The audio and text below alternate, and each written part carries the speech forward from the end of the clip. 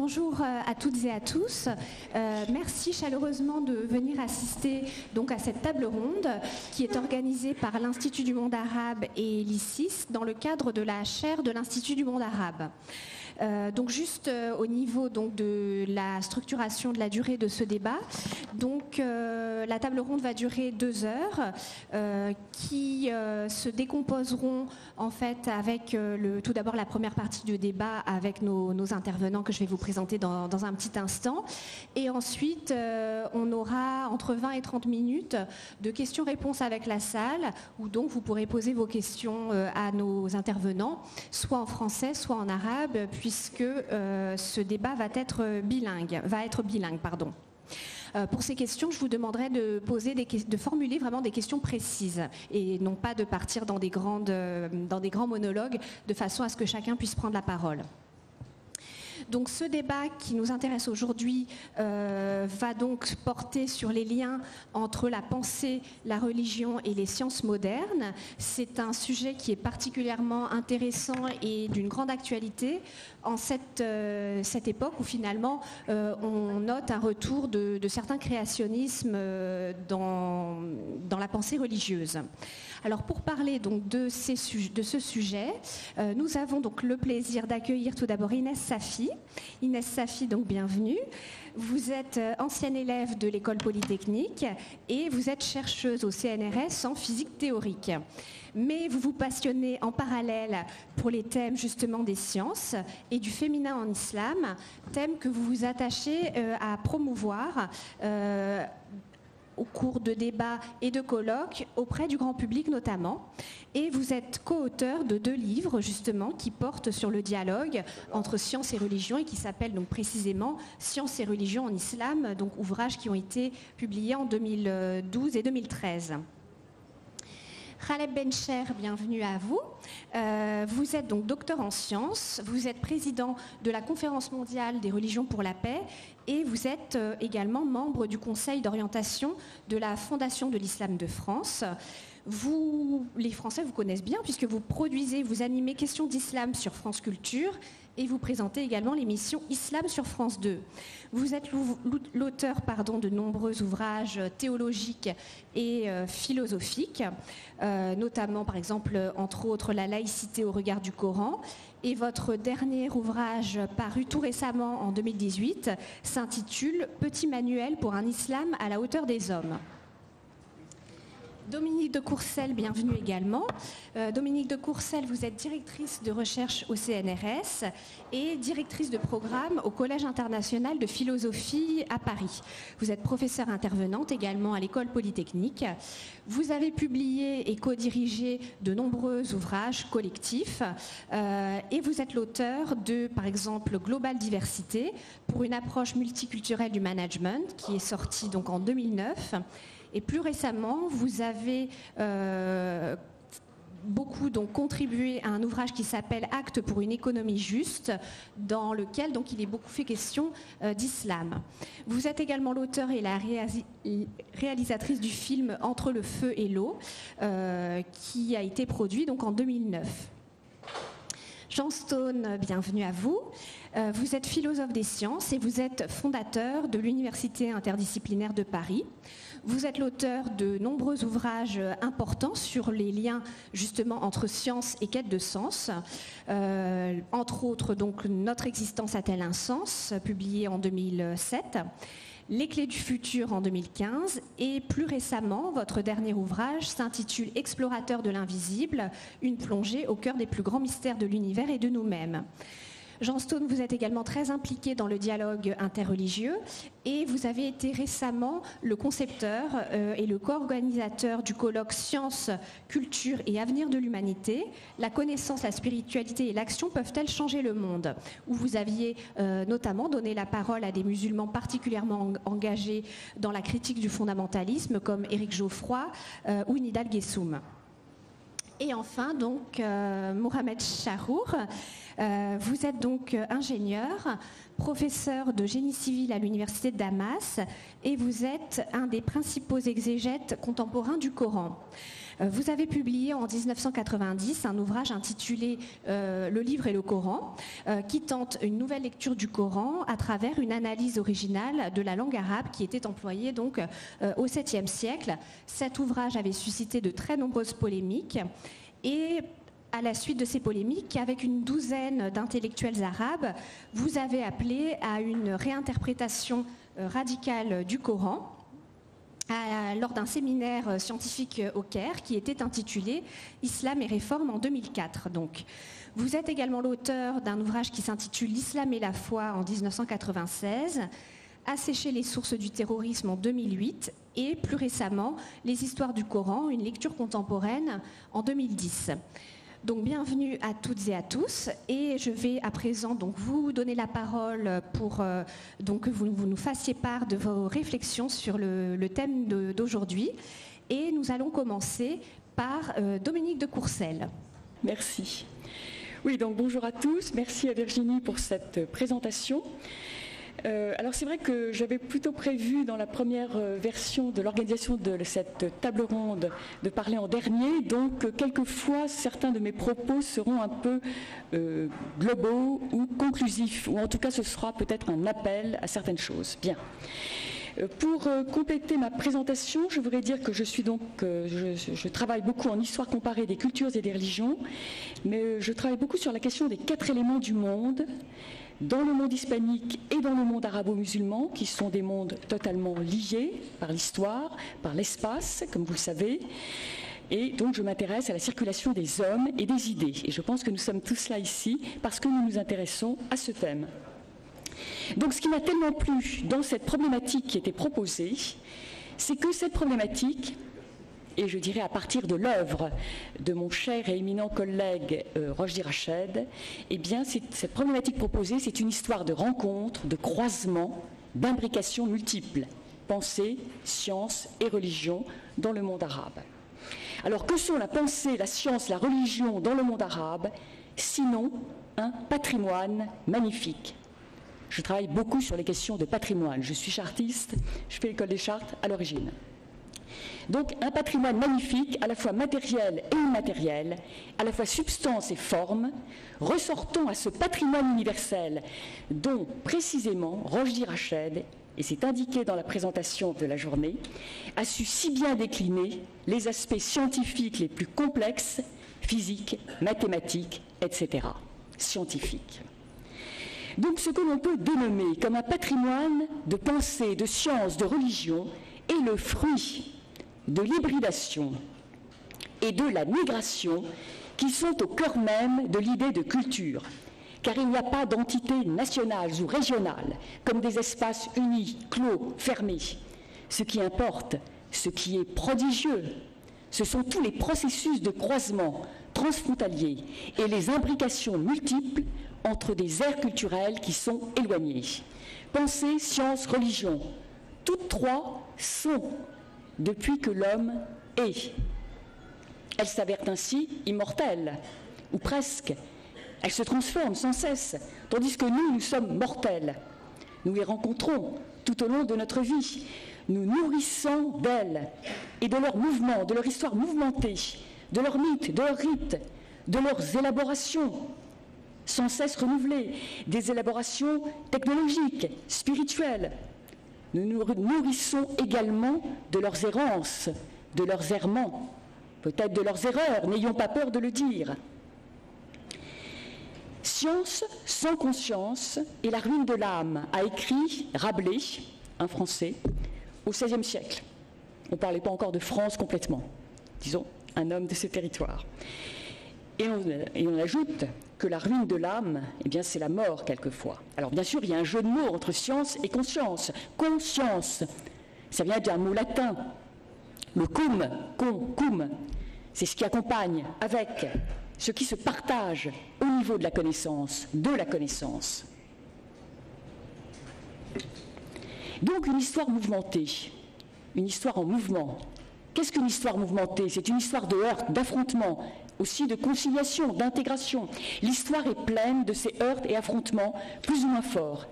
Qu'il s'agisse, par exemple, je peux donner plein d'exemples, de la récusation par les religions, des philosophies de la nature, de l'atomisme, du scientisme, etc.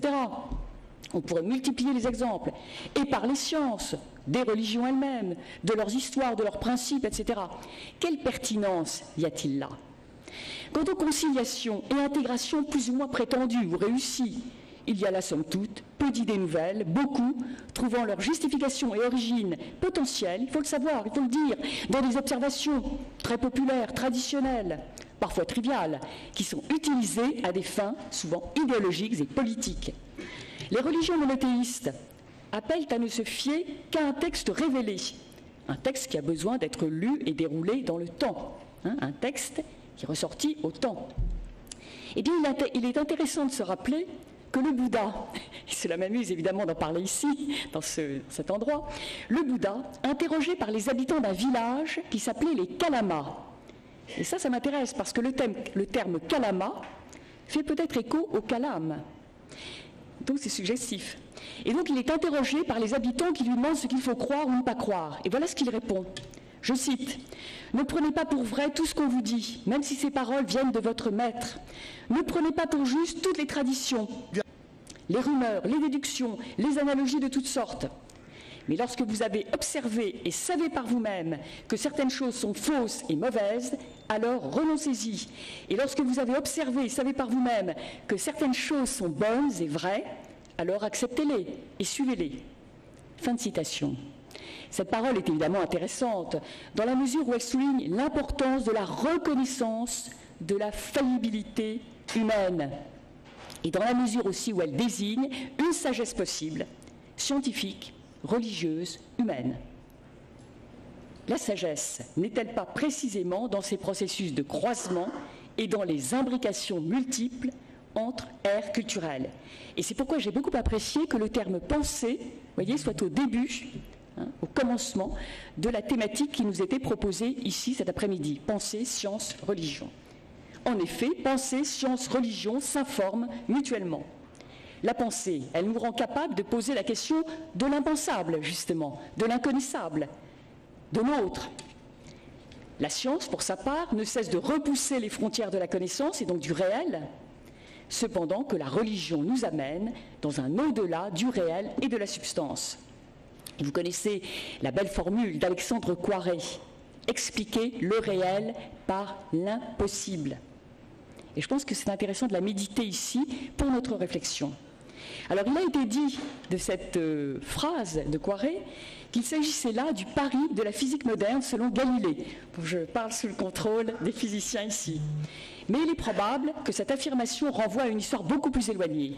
Le rôle du mythe dans les civilisations, par exemple les mythes cosmogoniques, ou les mythes, pour donner un exemple, de l'origine des médicaments, eh bien le rôle du mythe est absolument essentiel pour comprendre l'évolution de la science et des techniques qui lui sont liées, comme l'a si bien montré Claude Lévi-Strauss.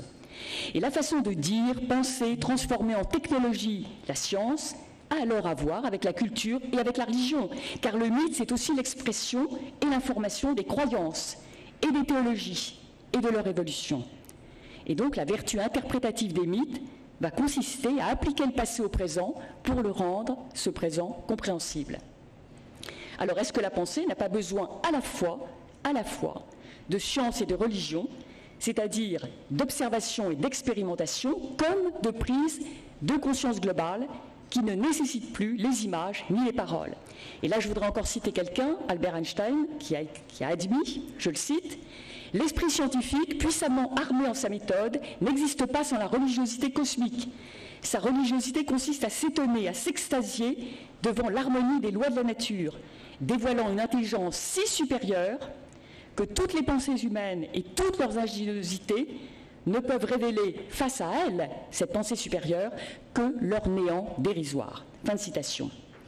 Et donc c'est ainsi, voilà ce qu'on peut se dire dans cette ligne, c'est qu'au-delà des limitations ou des clôtures nationales ou régionales, pensée, science et religion s'informent mutuellement pour recommander la sagesse de la vie, une sagesse qui bouge, pour constituer ensemble, et en croisement, et en imbrication, qui n'en finissent pas, un seul rempart contre les ambitieuses folies scientifiques des apprentis sorciers, et également contre les idéologies meurtrières qui endorment le sens critique, qui fabriquent des communautés repliées sur elles-mêmes, asservies et manipulées. Et cette sagesse de la vie ainsi recommandée, par cette dialectique pensée science-religion, doit permettre de rendre visibles et intelligibles les situations dans la cité, de recréer solidarité et confiance, d'accepter les incertitudes. Accepter l'incertitude. Et là, je verrai deux incitations dans cette thématique qui nous est proposée, pensée, science, religion. La sagesse de la vie incite à explorer les possibilités de dire et d'écrire une histoire transrégionale, transculturelle de la science et de la religion, en croisant les temporalités, les espaces, les préoccupations, celles de la science, celles de la religion, celles de nous. La sagesse de la vie incite à envisager la notion de patrimoine idéal, scientifique, religieux, comme le fait anthropologique, politique, artistique majeur de notre époque, XXIe siècle, et comme un défi pour l'avenir. D'où l'importance pour moi d'une œuvre comme celle de Rochdy Rached. La vie est bien la valeur par excellence, cette vie qui est sur la crête d'un instant, qui se déplace entre le passé et l'avenir, entre les espaces. Parce que la vie, elle veut participer à l'éternité divine, en reformulation constante des interrogations et des connaissances, en production constante d'objets matériels et immatériels. Et ainsi, la notion de patrimoine, patrimoine de pensée, de science, de religion, fruit de l'hybridation et de la migration, prend toute sa valeur, à la fois philosophique et logistique. Et on va passer, pour reprendre l'expression d'un philosophe qui s'appelle Cassirer, d'un savoir substantiel à un savoir qui porte sur les fonctionnalités, c'est-à-dire sur les mouvements. Pensée, science et religion, parce qu'elles sont impliquées mutuellement, réciproquement, elles vont devenir ensemble recherche, principe d'incertitude. Par exemple, tout chercheur peut oser pouvoir dire qu'il a des savoirs et qu'il a beaucoup de savoirs. Mais en même temps, le chercheur, il est dans le principe d'incertitude. Il ne sait jamais où il va. Il avance, il fait des pas de côté et il avance. Incertitude. Pour pouvoir procéder au déchiffrement inachevable de la création et donc de la vie. Pensée, science, religion ne sont pas orientées vers une convergence finale, vers la possession des savoirs éternels. Ce qui importe, c'est l'invisible, l'infini, dans le visible, dans le fini. Quelque chose d'invisible, de mathématiquement exprimable, comme l'a montré Rochdy Rached, et dans les corps, au sens d'une synthèse de la présence et de l'absence, ce qui donne un effet de réalité extraordinaire, provoqué par l'intelligibilité. Deux hypothèses qu'on peut voir. L'hypothèse eucharistique, par exemple dans le christianisme, dans ce monothéisme. L'hypothèse eucharistique est de ce point de vue extrêmement forte, entre révélation et déchiffrement. Et elle n'a rien à voir, bien sûr, avec la casuistique toujours embarrassante du concordisme. Les mathématiques utilisées en physique ne sont peut-être là en physique que pour permettre d'identifier des éléments de réalité dans le domaine de l'invisible, qu'il s'agisse de celui de l'infiniment grand ou de celui de l'infiniment petit, comme l'ont si bien et si extraordinairement démontré les savants arabes. Cette identification du réel, présence réelle, voilà ce qui provoque des émotions, des fécondations scientifiques et spirituelles, des réalisations parfois inattendues, des synthèses, des libérations au corps même de l'idée de culture et d'humanité en ces deux dimensions de science et de religion. On ne saurait faire abstraction des corps, du corps. Et c'est ce que signifie la pensée, la science, la religion, dans leur incessant entrelacement. Donc cette identification d'un réel dans le domaine de l'invisible, eh bien c'est dans les bibliothèques et dans les musées, dans les universités, qui sont des lieux de conservation et d'action des patrimoines, eh bien c'est là qu'elle peut s'effectuer, par les objets philosophiques, littéraires, artistiques, scientifiques, mathématiques, physiques, qui y sont conservés, qui y sont actés, agis. Ces objets, textes ou images, qui ont croisé tout au long des siècles de génération en génération les temporalités et les préoccupations de leurs spectateurs et lecteurs, eh bien, ces objets, ils ont sur nous tous le pouvoir de faire advenir des idées ou des formes non encore advenues. Et l'œuvre de Rochdy Rached en est une merveilleuse illustration. Car ces objets, qu'ils soient traités de mathématiques ou de physique, ou qu'ils soient textes sacrés des religions, qu'ils soient instruments de mesure ou poésie mystique, peinture ou sculpture ou équation, ils sont certes, vous êtes d'accord, immobilisés, emprisonnés dans des livres ou dans des vitrines ou sur des murs ou dans des paroles d'enseignement universitaire. Mais ils exercent aussi une action puissante sur ceux qui les regardent pour les comprendre ou qui les écoutent, pour les comprendre, pour les déchiffrer, pour les lire, pour les admirer, conciliant ainsi présence et absence, immanence et transcendance. Et c'est bien la pensée, la science et la religion de chacun qu'ils informent. C'est comme ça que chacun peut entrer, voyez, dans un processus de créativité personnelle, aussi bien technique que spirituelle. Une sorte de créativité qui est un peu comme une sorte, de traduction, interprétation. Et donc les patrimoines de pensée, de science et de religion, qu'ils soient d'Orient ou d'Occident, du monde arabe, ou indien, ou chinois, ou latino-européen, ou latino-américain, ou européen, eh bien ils favorisent la conscience de son être propre et le goût de l'autre. L'incorporation de la substance d'autrui, l'Inde, la Grèce, le Caire, Cordoue, Majorque, Mexico, Lima, Rome, Paris, etc., en substance de soi, en mouvement incessant de décentrement et recentrement. Les bibliothèques, les musées, les universités sont dans tous les pays des espaces de rencontres formelles avec de vastes mondes. Ce sont des archives, des dieux où s'archive la créativité humaine, l'un de ces lieux où l'histoire prépare et féconde l'avenir et où souffle l'esprit de la vie.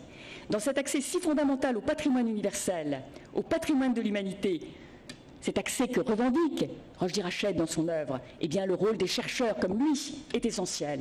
Ce sont les chercheurs qui peuvent faire échec avec leur patience et leur intelligence aux violences et aux asymétries de l'histoire, en aidant à ce que tous aient accès au patrimoine de pensée, de science et de religion de l'humanité, à ce capital symbolique et réel. Ce sont eux, les chercheurs, comme Rochdy Rached, qui s'engagent dans une juste politique à l'égard des dépossédés des patrimoines de pensée, de science et de religion, et qui sont capables, ces chercheurs, de donner à voir, à connaître et à penser, d'aider au souffle de l'esprit. Rochdy Rached, en démontrant par ses savants travaux l'apport de la civilisation islamique au patrimoine scientifique universel, se livre, en quelque sorte, à une sorte d'introspection patrimoniale qui implique à la fois l'histoire de la traduction et l'idée d'une commune condition, celle de nous tous, par rapport à ce patrimoine universel de pensée, de science et de religion. Il nous propose des pistes pour répondre à l'interrogation lancinante et plus que jamais urgente: comment vivre ensemble, comment se tenir droit et au nom de quoi faire, au nom de quoi agir.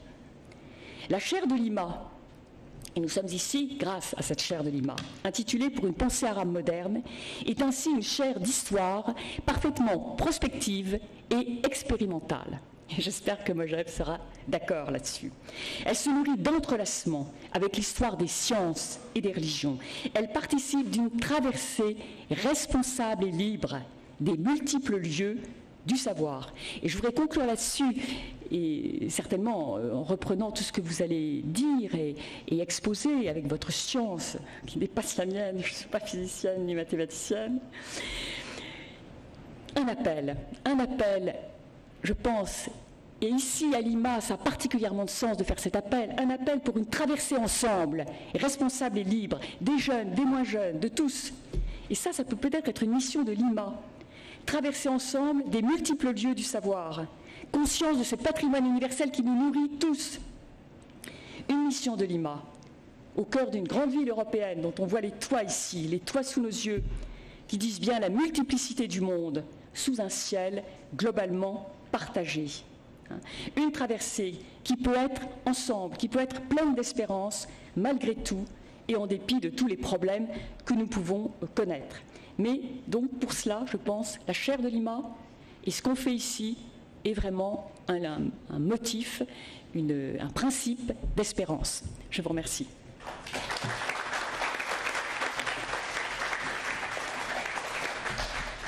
Merci à vous, Dominique de Courcelles, pour cet exposé engagé sur finalement la science comme voie de sagesse et comme voie du vivre ensemble. On va maintenant donner la parole à Raleb Bencher. Raleb, c'est votre tour.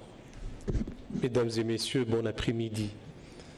C'est vraiment une grande joie aussi de m'adresser à vous. Et je me réjouis qu'une grande maison telle que celle-là puisse nous donner l'occasion d'échanger, d'avoir cette effervescence intellectuelle. Et ce n'est pas nouveau en tout cas. Et ça se passe sous un ciel clément, enfin au sens démocratique, ça se passe à Paris.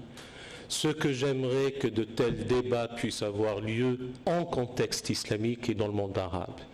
On en est encore loin, mais ça ne veut pas dire que ça ne peut pas se passer. Au contraire, le plus grand voyage commence par un pas, et tout commencement est déjà une partie du tout, dit Aristote.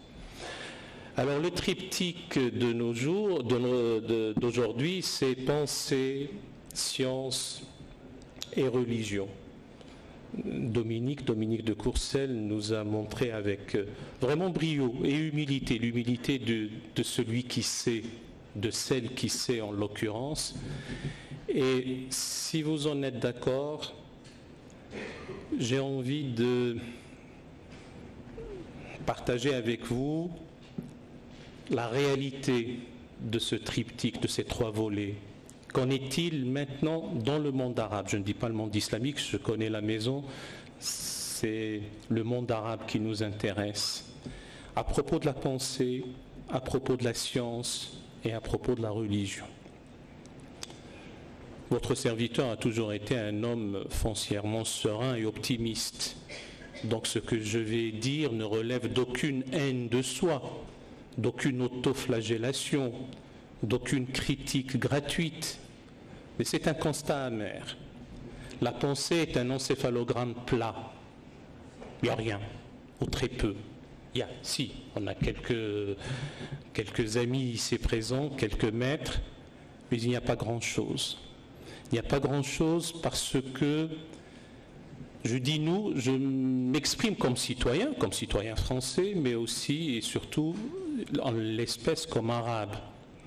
Parce que nous avons raté la séquence moment Descartes, moment Freud, et de ce qu'il y a entre les deux.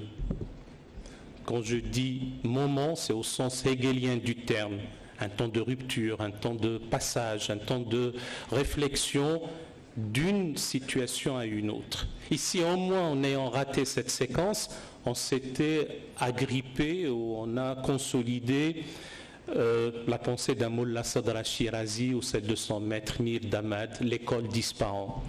Ni l'une ni l'autre. Et quand je parle de la séquence moment Descartes, moment Freud, c'est ce qu'il y a aussi entre les deux. Et sans vouloir faire étalage d'une vaine érudition, c'est tout ce qui a été produit par Pierre Bayle, par John Locke, par John Stuart Mill, pour ne citer que cela, et surtout un Cesare Beccaria, parce que c'est très important au niveau du droit. La seule réponse dans la régression tragique, et régression qui a suivi la régression, c'était de dire qu'avant 622, ce fut un temps de l'ignorance, et après 622, on a les lumières de la foi. Voilà. Bon, je suis peut-être sévère, mais je fais mienne la parole d'Ibn Khaldoun qui, dans ses Prolégomènes, disait « Lorsque le vent de la civilisation eut cessé de souffler et que le dépérissement des connaissances scientifiques eut suivi celui de la civilisation, eh bien les sciences disparurent. » Et on en trouve quelques notions chez de rares individus qui doivent se dérober à la surveillance des docteurs de la foi orthodoxe. C'est dans ces Prolégomènes, fin de citation. Pourtant, en ce qui concerne ces deux choses, et j'ai des amis ici présents et je parle sous leur contrôle, il y avait véritablement une contribution au corpus du savoir universel. Parce qu'à ce moment-là, on ne considérait pas les sciences dites rationnelles comme des sciences intruses au corpus religieux. Et à ce moment-là, tant dans le domaine de la philosophie, donc celui de la pensée, toute la tradition des néoplatoniciens, des philosophes arabes et arabes musulmans et linézans, qui ont réactualisé en quelque sorte la pensée des anciens. Et quand on parlait des anciens, on ne parlait pas du salaf, on parlait des anciens. Les anciens étaient les Grecs, notamment. Eh bien, à ce moment-là, au niveau de la philosophie, il y avait une bonne contribution à la compréhension du monde, et au niveau de la science, il y avait la phase d'éclosion, de production, la phase de création, la phase de diffusion, et toute la translatio studiorum, nous la connaissons. Et puis l'énigme absolue pour certains, c'est comment se fait-il qu'avec tout ça, enfin maintenant il y a des chercheurs qui essaient de nous donner des réponses, pourquoi tout cela a connu un coup d'arrêt, une stagnation, une régression, et une régression dans la régression, et je m'expliquerai sur cette double détente, si je puis dire, dans la régression. Et puis la religion est un désastre. Maintenant, ça n'a pas été tout le temps le cas. Et vous allez voir qu'on finira par sortir par le haut, parce qu'il faut le faire. On ne désespérera jamais. Pour ce qui concerne de la science, comme explication du monde sensible, il n'est d'explication qu'une explication scientifique du monde, sinon on laisse place au charlatanisme. Hélas, de nos jours, dans le monde arabe, la production scientifique est falote. Je ne sais pas si le classement de Shanghai est un classement pertinent, mais il n'y a que 3 universités arabes d'un même pays d'ailleurs qui se trouvent dans le classement des universités de Shanghai. Si je dis ça, c'est pour que nous nous ébrouillions, pour que nous nous réveillions, pour que nous subissions, j'allais dire, le coup que donne le maître au lama qui, longtemps dans sa léthargie ou dans sa méditation, risque de somnoler. À un moment donné, il faut qu'on se réveille. Maintenant, si on me dit que le classement de l'université, des universités de Shanghai n'est pas pertinent, qu'il faudrait voir un autre, parce que c'est aussi une rhétorique que nous connaissons, je veux bien l'entendre, parce qu'il ne faut pas faire de dogmatisme. Et là aussi, et pourtant, la contribution des Arabes au corpus du savoir universel, et nous en avons parlé même dans cette maison, et j'aime à rappeler toujours que le De Revolutionibus Orbium Celestium de Copernic, d'ailleurs publié posthume, reconnaît sa dette pour 5 astronomes arabo-musulmans. L'un d'eux n'était peut-être pas musulman ou il s'est islamisé à la fin de sa vie. Je les latinise délibérément: Albatanius, Thébet, Averroès, Azarchiel et Alpétrigius. Si nous avions du temps, et pour rendre la tâche facile à Virginie, je ne m'attarderai pas sur ce cas-là. Ce qui nous intéresse, c'est maintenant. Alors maintenant, pour la religion. Alors si je parle du monde arabe, je n'ai pas à m'appesantir exclusivement sur ce qui maintenant est au centre d'enjeux nationaux et internationaux, et aussi au centre d'enjeux de civilisation. La question, c'est d'être ou de ne pas être musulman au XXIe siècle. La question, c'est qu'allons-nous faire et comment allons-nous vivre avec une vision, avec une Weltanschauung, comme on dit, avec une tradition religieuse islamique momifiée par des doctrines qui ont corseté, voire laissé place à l'abrasement de la réflexion, le suicide de la pensée, effectivement, la négation de l'intelligence, la défaite même de la réflexion, depuis quelque temps. Et le fait que nous nous réunissions, que nous parlions, qu'il y ait des velléités, même des écoles de pensée qui naissent, montre que ce n'est pas désespéré à jamais.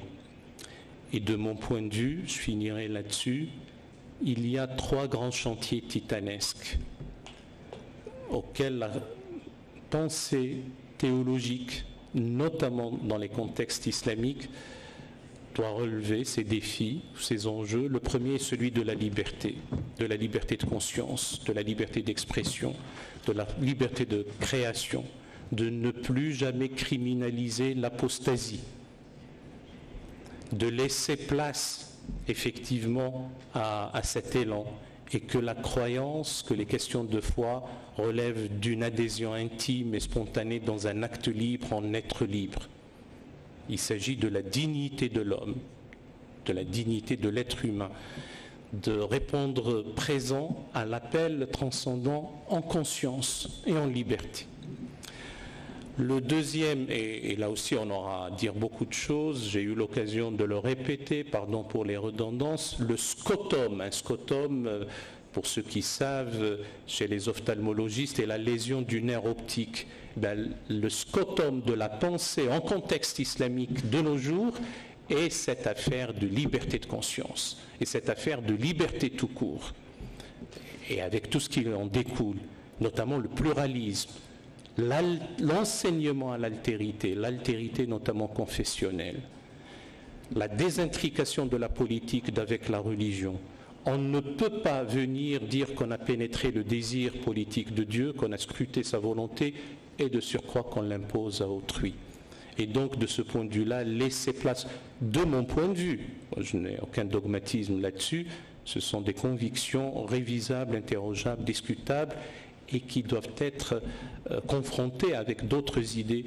Mais de mon point de vue, nous ne sortirions de l'ornière qu'avec le positivisme juridique, ou encore considérer que la fabrique de la loi, la norme juridique, sont une émanation rationnelle des hommes qui s'applique aux hommes pour le bien-être des hommes. Bon, tout législateur peut légiférer selon ses principes transcendants et métaphysiques, c'est son affaire. Mais dans la citoyenneté et le citoyen comme sujet de droit est dans un premier temps soumis à la loi commune. Et c'est le primat de la loi démocratique, j'ai envie de dire, sur telle ou telle loi d'inspiration religieuse. Et d'ailleurs, à ce sujet, il faut en finir avec l'obsession de la norme religieuse, cette obsession de la norme. On ne va pas périr par le feu de l'enfer. Je vous le dis. Et puis peut-être en finir avec l'axiomatique d'un discours reculé, avec la pensée magique, avec une rationalité fermée, la raison religieuse dévote, avec les représentations superstitieuses, avec ce mélange du merveilleux, du mystérieux, de l'extraordinaire dans l'histoire. Et tout ce mélange-là fait qu'on n'arrive pas à réfléchir. Il y a une infantilisation des esprits, il y a une captation des consciences culpabilisées. Et on ne peut pas continuer comme ça. Ce n'est pas possible. Alors le deuxième chantier est celui de l'égalité. Je ne suis pas en train de passer la devise républicaine en revue, mais en tout cas l'égalité est fondamentale aussi, de tous les êtres. L'égale dignité des êtres humains par-delà le genre, par-delà l'appartenance confessionnelle, par-delà les orientations métaphysiques. C'est de l'homme qu'il s'agit, de tout l'homme. C'est renouer avec l'humanisme. Et il y avait un humanisme d'expression arabe en contexte islamique totalement oublié, oblitéré, effacé des mémoires, occulté, insoupçonné même. Il est temps de renouer avec cet humanisme et le conjuguer avec d'autres apports, y compris celui de l'Aufklärung.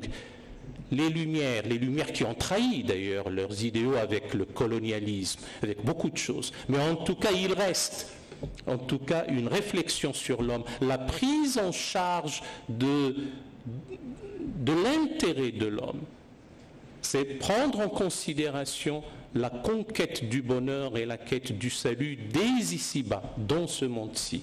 C'est la préoccupation de la personne humaine. Ce que faisaient Ikhwan Safa, les frères de la pureté, dans leurs épîtres, ils avaient ce souci de l'homme. Je ne vois pas pourquoi on l'oublie. Donc c'est quelque chose auquel, à mon avis, auquel nous devons être attachés, et c'est considérable, c'est cette question de l'humanisme, un humanisme qui assume tous les héritages des peuples, quels qu'ils soient, y compris sous ceux qui haine sous des servitudes renouvelées, ceux qui sont chassés injustement de leur demeure à cause des désastres climatiques ou à cause des guerres, parce que nous faisons partie d'une même humanité. Et puis, bien sûr, le dernier chantier est celui de la désacralisation de la violence. Je n'arrive pas à comprendre comment se fait-il qu'au XXIe siècle, on puisse croire qu'il y ait une quelconque efficacité à la violence, et à supposer par extraordinaire qu'on le pense, au moins qu'on la laisse à l'État. L'État qui est le détenteur de la violence légitime, nous enseignait Weber. Et que ce ne sont pas des individus, et encore moins des illuminés exaltés ou des hiérarques religieux qui, du haut de leur chair, viennent nous dire qu'elle est commanditée par la transcendance, ou garantie par le divin, ou on continue à convoquer des phalanges angéliques, ou faire appel aux puissances célestes pour aider les armées terrestres. Ce type de pensée est archaïque. Or, nous n'avons pas envie de rester dans l'archaïsme de la pensée. Au contraire, nous voulons sortir de ça. Et je finis par ce qui va devenir vraiment un dada, et je ne cesse de le répéter. Les maîtres mots demeureront toujours l'éducation, l'instruction, l'acquisition du savoir, la culture, la connaissance, l'ouverture sur le monde. Ouverture sur le monde, et j'ai parlé tout à l'heure de l'éducation à l'altérité, à la connaissance de ce qui fonde les systèmes de pensée ailleurs. C'est s'ouvrir ou élargir l'horizon. Tout cela conjugué aux valeurs esthétiques, l'inclination pour la beauté et les valeurs esthétiques. Parce que ce qui flatte les sens, ce qui élève l'âme, en dehors des considérations spirituelles, reconnu et respecté et respectable, il y a aussi cet amour de la beauté. Comme condition nécessaire, elle n'est pas suffisante. Les belles lettres, les beaux-arts, la poésie, la musique, c'est en tout cas ce qui fait une civilisation. Et vraiment, ma chère Virginie, je finis là-dessus, je t'assure, c'est cette idée chère notamment à Mohamed Harkoun d'une raison émergente, ou l'émergence d'une rationalité qu'il qualifie de métamoderne, à côté de la modernité. Parce que la modernité aussi a besoin d'être critiquée. Et quand j'ai parlé tout à l'heure de la séquence moment Descartes, moment Freud, c'est une séquence qui a besoin d'être étudiée, ingérée, assimilée, critiquée et dépassée. Ça ne veut pas dire qu'il faut s'y figer. Je n'ai jamais dit ça. Et donc, cette nouvelle raison, la raison émergente, sera alliée à notre époque, l'époque de la révolution numérique, l'époque de la digitalisation des activités humaines, de l'ubérisation de l'économie, comme disent certains. Eh bien, à cette époque-là, l'époque des nanotechnologies, de l'intelligence artificielle, l'époque effectivement du transhumanisme, une réflexion sur l'homme, encore une fois, une pensée sur l'homme, eh bien, il faut savoir trouver une raison qui assume, qui allie les ressources inventives de la technoscience et l'invariant besoin de transcendance. C'est ce chantier aussi qui nous attend. Je pense que nous avons les ressources intellectuelles pour pouvoir mener à bien, entreprendre ces chantiers. En tout cas, les générations à venir le feront.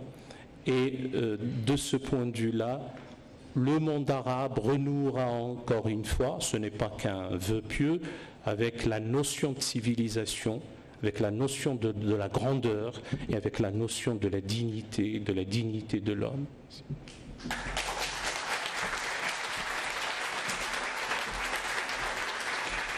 Merci beaucoup, Khaled Bencher, pour cet exposé que vous auriez pu intituler « Réveillons-nous » ou « De l'urgence de mettre fin au suicide de la pensée ». Merci vraiment, c'était passionnant. Nous allons donc maintenant écouter Jean Stone. Merci Virginie. Donc, bonjour à tous. Donc d'abord, je vais dire quelques mots sur le fait de pourquoi un chrétien comme moi s'est retrouvé au cœur de toute une série de projets science et islam, étant le seul non-musulman à parler avec toute une série d'amis musulmans en Indonésie, en Malaisie, en Jordanie, aux Émirats arabes unis, au Maroc, en Algérie et dans les grandes mosquées, Lyon, Paris, Londres et ailleurs. Eh bien, cela a commencé avec mon ami Bruno Abdallah Guiderdoni, qui est ici avec nous tout au fond de la salle, quand nous avons été conviés dans un grand programme à l'université de Berkeley, où ils avaient eu l'excellente idée de rassembler des scientifiques de toutes les croyances par discipline. Il y a les astrophysiciens, juifs, musulmans, hindous, catholiques, bouddhistes, des biologistes, juifs, musulmans, hindous, catholiques, bouddhistes, etc., et qui parlaient entre eux. Qu'est-ce que c'est que d'être scientifique et d'avoir la même discipline scientifique, hein, tous biologistes, tous physiciens, par exemple, dans les groupes différents, et d'avoir des foi différentes. Est-ce que la science était un lien, justement? Et c'est très important, on y reviendra, parce que c'est justement cette idée, Raleigh Benchek a fini là-dessus, sur le lien entre la transcendance et la raison, qui est évidemment essentielle. Donc on avait ces groupes de travail qui, après, se sont réunis, on avait des scientifiques de chaque groupe témoins qui apparaissaient en public dans des grands colloques. Mais il y a des rencontres privées. Et on s'est rendu compte que les représentants musulmans n'étaient pas toujours très au fait des choses et pas toujours de très haut niveau. J'avais rencontré ce problème-là il y a déjà 25 ans, dans une de mes premières rencontres interreligieuses, où j'avais rencontré un musulman français converti sous le nom de Abdallah Siraj, son vrai nom était Serge Barre, et j'avais organisé à la Sorbonne une rencontre interreligieuse avec un rabbin, un jésuite et lui, et c'était donc il y a plus de 25 ans. Il est arrivé avec un petit cahier, c'est la première fois que j'ai rencontré, excusez-moi je prononce très mal les noms arabes, l'Ijaz Helmi, donc, et il est arrivé en disant, voilà, dans le Coran il y a la vitesse de la lumière à la 15e décimale près, si vous prenez ce verset, que vous triturez avec ce verset, que vous... Alors j'ai dit, oui, je suis à type ouvert, hein, donc je ne savais pas quoi en penser, donc j'ai dit, ah bon, très bien, etc., mais j'étais un peu surpris. Et puis j'ai montré ça à des amis astrophysiciens qui m'ont montré par A plus B que c'était ridicule de la première à la dernière ligne, et que toutes les valeurs d'ailleurs qui étaient mentionnées en astrophysique étaient fausses, etc. etc. Bref, c'était ma première rencontre avec cela. Et quand donc on a, avec Bruno, vu ce problème, on a mis en place donc une série de formations sur en fait deux grands problèmes. Parce qu'on vous dit souvent, quand on fait des conférences sur sciences et religion dans le monde musulman, j'étais vendredi soir à Alger à l'invitation, et j'y reviendrai, du directeur général de la recherche, et c'était à la fois un bol d'air, hein, c'est un bol d'air pour un Français de voir qu'un directeur général, l'équivalent du directeur général du CNRS en France, en Algérie, lui vous invite pour faire une conférence sur sciences et religion. Et on vous dit, en France c'est impossible, on vous dit, nous les musulmans, on n'a pas eu d'affaire Galilée, on n'a pas eu de tout ça, donc on n'a pas de problème entre science et religion. Je leur dis, c'est absolument faux. Vous avez deux grands problèmes. Le premier problème, je vous l'ai dit, c'est l'Ijaz Helmi. Alors, c'est quelque chose qui est récent. Il faut savoir que c'est un Français qui est à l'origine de ça, même pas musulman d'ailleurs, a priori, enfin, à moins qu'il soit converti, qui s'appelle Maurice Bucaille. Et ça a été repris après par toute une série avec passion dans le monde musulman. C'est quoi cette idée? C'est évidemment, c'est totalement contradictoire à certains des hadiths du prophète qui vous dit il faut aller chercher la connaissance jusqu'en Chine. Donc, s'il faut aller chercher la connaissance jusqu'en Chine, c'est que toute la connaissance n'est pas dans le Coran. Hein. Sinon, il n'y aura rien à faire. Il n'y a plus de recherche scientifique. On voit bien en fait d'où ça vient ce problème de l'Ijaz Helmi. Je l'ai compris quand, avec Nidal Gessoum, autre dirigeant de ces projets Sciences et Islam, on a organisé une conférence à Paris dans la faculté des sciences islamiques de Paris, un institut privé dirigé par mon ami Noureddin Bellout, qui fait un travail remarquable dans un milieu justement de gens très islamiques pour essayer de leur montrer à la fois la foi et la raison. Et Nidal faisait une conférence contre l'Ijaz Helmi. Il expliquait que c'était absurde, que c'est pas ça, que évidemment que le Coran est un texte révélé, évidemment, on va y revenir qu'il y a des connexions entre la religion et la science. Mais c'est pas la vitesse de la lumière ou la masse du proton que vous trouverez évidemment dans la Bible ou dans le Coran. Il y a la même chose avec la Bible, rassurez-vous. Hein. Il y a un gars qui a fait le code secret de la Bible, il vous explique que le 11 septembre est dans la Bible. Hein. Si vous triturez suffisamment les versets de la Bible, vous aurez le 11 septembre. Hein. Donc rassurez-vous, c'est pas propre à l'islam. Vous avez ce même genre de dérive ailleurs. Et donc, ce qui m'a frappé, c'est que donc Nidal faisait cette conférence devant des jeunes musulmans, et à un moment, un musulman s'est retourné, quelqu'un comme instruit, enfin qui avait un diplôme, qui était universitaire, il s'est retourné, il m'a dit mais alors, si c'est pas vrai ça, qu'il n'y a pas tout ça dans le Coran, la masse du proton, la structure des continents, etc., mais alors il ne nous reste plus rien. Je lui ai dit, mais attends, pour vous, le Coran c'est juste ça. C'est un truc pour vous donner la vitesse de la lumière, la masse du proton, etc. Et toute la richesse alors de la tradition musulmane, et toute la mystique, et toute la beauté, et tout ça, il n'y a plus rien. Et on comprend d'où ça vient. C'est parce qu'évidemment, après plusieurs siècles, avec la colonisation, on en a parlé, après plusieurs siècles, effectivement, de régression et de domination par l'Occident, eh bien, il y a cette espèce d'idée identitaire, au moins nous, on a le Coran. Hein. Et alors, dans le Coran, alors là, il y a des trucs que les autres, ils n'ont pas, et puis qu'on avait avant eux, vous voyez. C'est ça le mécanisme. Et c'est ça, évidemment, qui pollue énormément les choses et qui fait évidemment, alors je n'aurais pas osé aller aussi loin que mon ami Ghaleb Benchek, mais effectivement elle est allée très loin, mais il a raison. Dans le livre Nidal Gessoum, Islam et Sciences aux éditions d'Hervy que je vous recommande, vous avez un sondage qui a été fait sur les croyances à l'université américaine de Sharjah, qui est une des 3 universités du classement de Shanghai, hein, des 3 universités du monde arabe dans le classement de Shanghai. Dans cette université, il a fait un sondage. Les étudiants, les professeurs non musulmans, les professeurs musulmans, avec des questions très simples. À votre avis, quel est l'âge de l'univers? À votre avis, depuis combien de temps il y a des hommes sur Terre? Et vous voyez qu'il y a un décalage terrible entre les réponses des professeurs, quelle que soit la discipline musulmane, et des professeurs non musulmans. Ensuite, dans ce livre Islam et Sciences, vous avez effectivement toute une série de chiffres sur le nombre de brevets déposés dans le monde arabo-musulman, sur le nombre d'articles scientifiques publiés. Je n'aurai pas la cruauté de les ramener, mais c'est évidemment assez dramatique. Et là, évidemment, Ghaleb Benchek vous l'a tout à fait dit. Et ce problème-là, alors il y a plusieurs causes à mon avis, je ne suis pas spécialiste, mais évidemment, c'est déjà une cause très ancienne qui est la fermeture je prononce très très mal, hein, donc de ce qu'on appelle l'ijtihad, hein, l'effort d'interprétation du Coran. Et quand vous lisez par exemple le Talmud, c'est extrêmement vivant. Vous avez Rabbi machin a dit ça, oui, mais Rabbi Alizé, ah oui, mais Rabbi Ben machin a dit ça, oui, oui, et personne ne conclut. Et vous avez comme ça des pages et des pages et des pages et des pages de discussion. Hein. Eh bien, pourquoi est-ce que, question que certains musulmans posent ouvertement, pourquoi il y a, vous avez vu la population des juifs sur la planète, regardez le nombre de juifs prix Nobel et le nombre de musulmans prix Nobel. C'est plus que cruel de faire la comparaison. D'où ça vient? Ça vient une chose très simple, cette culture du dialogue, cette culture justement, Ghaleb en a très bien parlé, cette culture du fait que, ben voilà, il y a pas, on peut tout dire, on peut tout se dire, ben, moi je pense ça, mais toi tu penses ça, mais etc. Ils n'ont pas fermé leur ijtihad, voilà, en gros.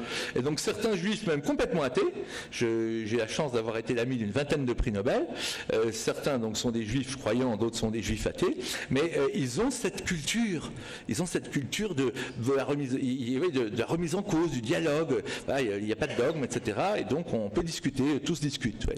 Et ça, à mon avis, effectivement, cette fermeture de l'ijtihad, ça a été une des causes. Ensuite, donc, à cause de ce déclin-là, il ne faut quand même pas oublier, j'ai entre autres découvert, je l'avoue que je ne savais pas avant de tout faire tous ces programmes Sciences et Islam, qu'il ne faut pas oublier des gens comme Al-Haytham, je prononce très très mal, hein, certainement, Al-Haytham, le spécialiste de l'optique. Il avait 4 ou 5 siècles d'avance sur l'Occident.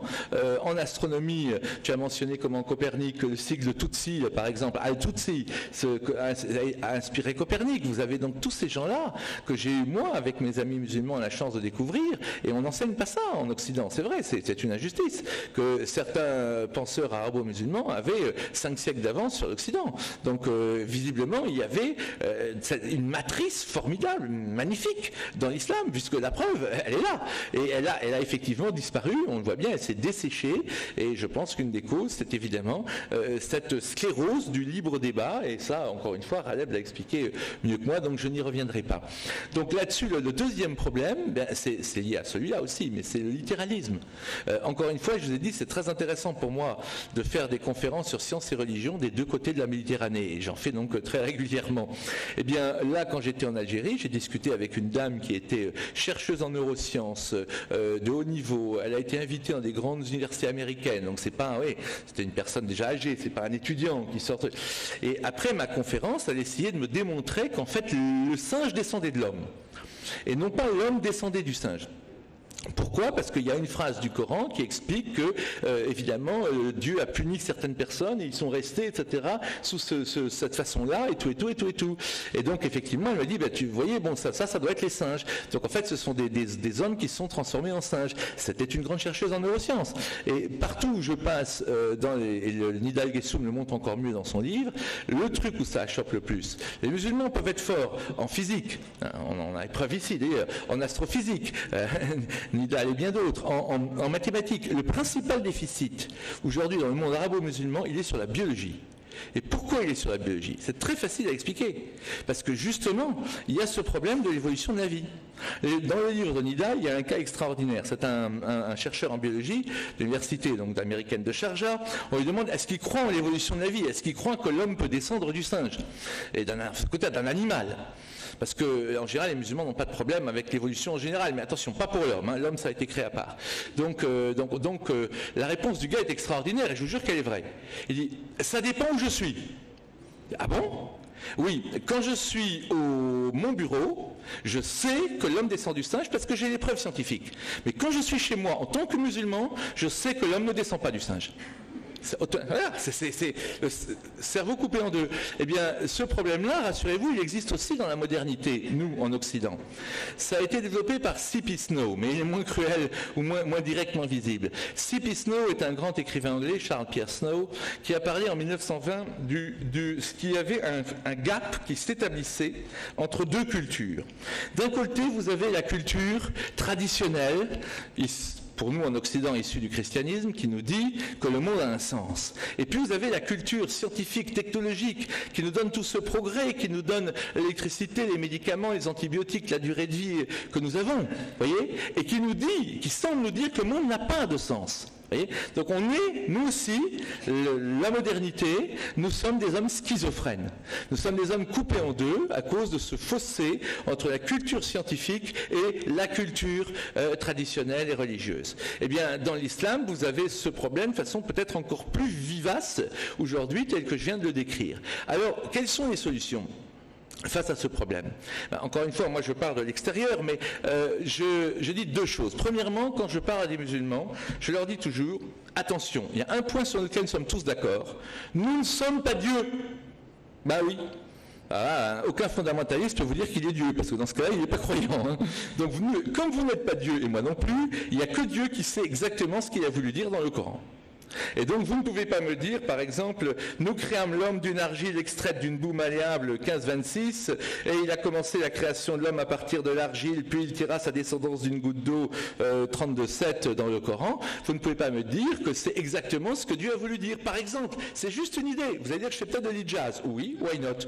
Mais c'est une hijaz plus ouverte, on va y revenir en conclusion. Il y a un certain Alexander Cairns Smith qui a fait toute une théorie comme quoi la vie vient de l'argile. La vie serait au départ né dans des cristaux d'argile qui se seraient autodupliqués. Il y a peut-être ça, et puis après toute l'évolution de la vie qui a mené à l'homme. Peut-être que Dieu a voulu dire ça, ou peut-être qu'il a voulu dire quelque chose de complètement différent. Je ne sais pas. Mais c'est très important de dire, il n'y a que Dieu qui sait exactement ce qu'il a dit dans le Coran, donc ça s'interprète. C'est comme je parlais tout à l'heure du Talmud, qui passe tout son temps à interpréter la Bible. Ça me paraît déjà une chose absolument fondamentale à mettre sur la table. Ensuite, le rapport science et religion. La vitesse de la lumière, je l'ai dit, et pas dans le Coran. Mais qu'est-ce que l'homme? Qu'est-ce que la nature du monde? Ce sont des questions que se pose la science, et ce sont des questions que se pose la religion. Vous voyez? Là, la science et la religion ne sont pas comme ça, ne sont pas séparées, si on fait des ensembles, et c'est pas non plus comme ça. Ça, c'est évidemment quand on veut faire du concordisme ou quand on veut faire l'ijaz almi, c'est comme ça. Il y a des questions frontières qui concernent à la fois la science et la religion.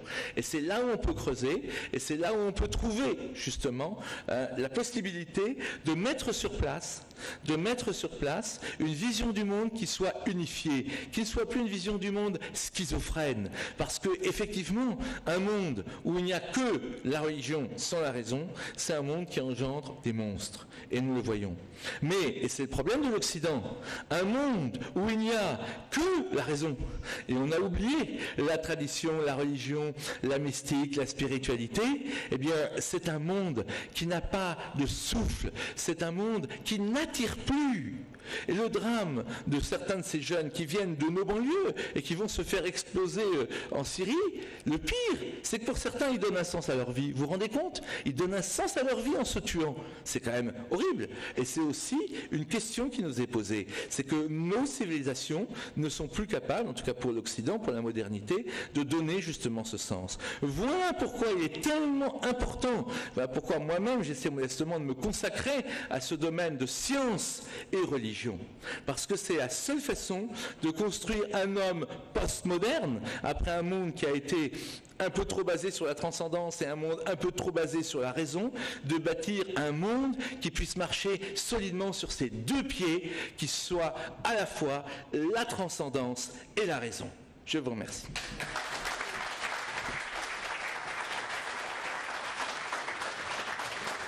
Merci Jean Stone pour cet appel à la réconciliation donc, entre transcendance et raison et cet appel aussi à la réouverture du l'Ijtihad. Nous avons donc le plaisir maintenant d'écouter Inès Safi. Merci beaucoup, merci pour les organisateurs pour leur invitation. Je suis honorée d'être parmi vous. Alors, je voudrais rapidement rappeler ou préciser que je mène des recherches sur des systèmes qui sont extrêmement petits où la physique quantique s'applique. Et en écho à ce que disait, je remercie aussi les intervenants précédents pour leurs apports extrêmement enrichissants.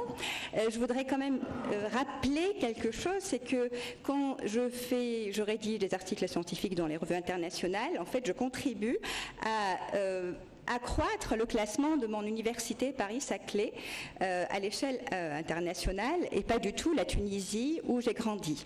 Alors il faut donc penser aussi à toute la fuite des cerveaux entre guillemets, je le dis modestement bien sûr, mais je connais au moins 2 autres chercheuses qui sont d'ailleurs algériennes, qui sont dans des situations semblables, dont une dirige l'Institut d'astrophysique d'Orsay et l'autre est en physique théorique comme moi, mais dans la physique des particules. Et j'en connais énormément, bien d'autres dans le monde. Dans cette situation-là, qui ont fait leurs études dans leur pays d'origine et qui sont malheureusement à l'étranger parce qu'il n'y a pas les bonnes conditions et les moyens pour faire une recherche scientifique. Alors, pour revenir justement, voilà, c'est une parenthèse que je tenais à ouvrir. Ça va prendre un peu du temps sur les 15 minutes qui me sont allouées, malheureusement. Donc, la physique quantique, elle permet en fait des prédictions qui sont extrêmement précises. Elles sont aussi très impressionnantes. En fait, c'est vraiment grâce à la physique quantique qu'on a tous nos moyens de communication, notre téléphone, notre ordinateur, etc. Cependant, elle échappe au déterminisme. Et ça, c'est très important. Elle ne peut pas décrire vraiment la matière comme elle est. Alors, c'est très important, parce que quand elle se contente, elle peut faire ses prédictions, elle se contente de prédire, mais elle énonce d'une façon, on va dire, j'aimerais dire humble, en fait, ses prédictions, et elle énonce ses propres limites. Donc, elle se distingue fondamentalement de la physique classique qu'on nous a enseignée sur les bancs du lycée. Or, et ça a été dit déjà auparavant, nos pensées sont aussi modelées, fécondées par la science. Elle a un certain pouvoir sur ses pensées. Et donc, elle continue, et ça a été toujours le cas dans l'histoire, à inspirer donc, la pensée avec grand P aussi, et aussi la philosophie qui se sont beaucoup aussi appuyées sur la science de la nature, qui était même confondue à un certain moment de l'histoire. Et donc le fait qu'elle énonce ces incertitudes avec une belle certitude, je trouve qu'elle est justement source de riches leçons philosophiques. Et en particulier, elle nous invite à questionner la définition de ce que c'est que la science, de ce que c'est que la raison et de ce que c'est que la vérité ou la vérité scientifique. Il se trouve quand même que ce genre de questionnement, en fait, a toujours eu lieu à travers l'histoire de la pensée, qu'elle soit grecque, arabo-islamique ou occidentale. Mais la raison a pu opérer selon différentes modalités. Elle a vu son champ de pouvoir rétréci ou étendu. Et je pourrais ainsi dire que la physique quantique, en fait, résonne davantage avec la raison critique d'Al-Razali ou de Kant qu'avec la raison de Descartes, où je placerai plutôt la physique classique. Et donc j'aurais envie de dire que c'est la physique classique qui serait moderne, puisque la modernité est associée à Descartes, alors que la physique quantique est plutôt postmoderne.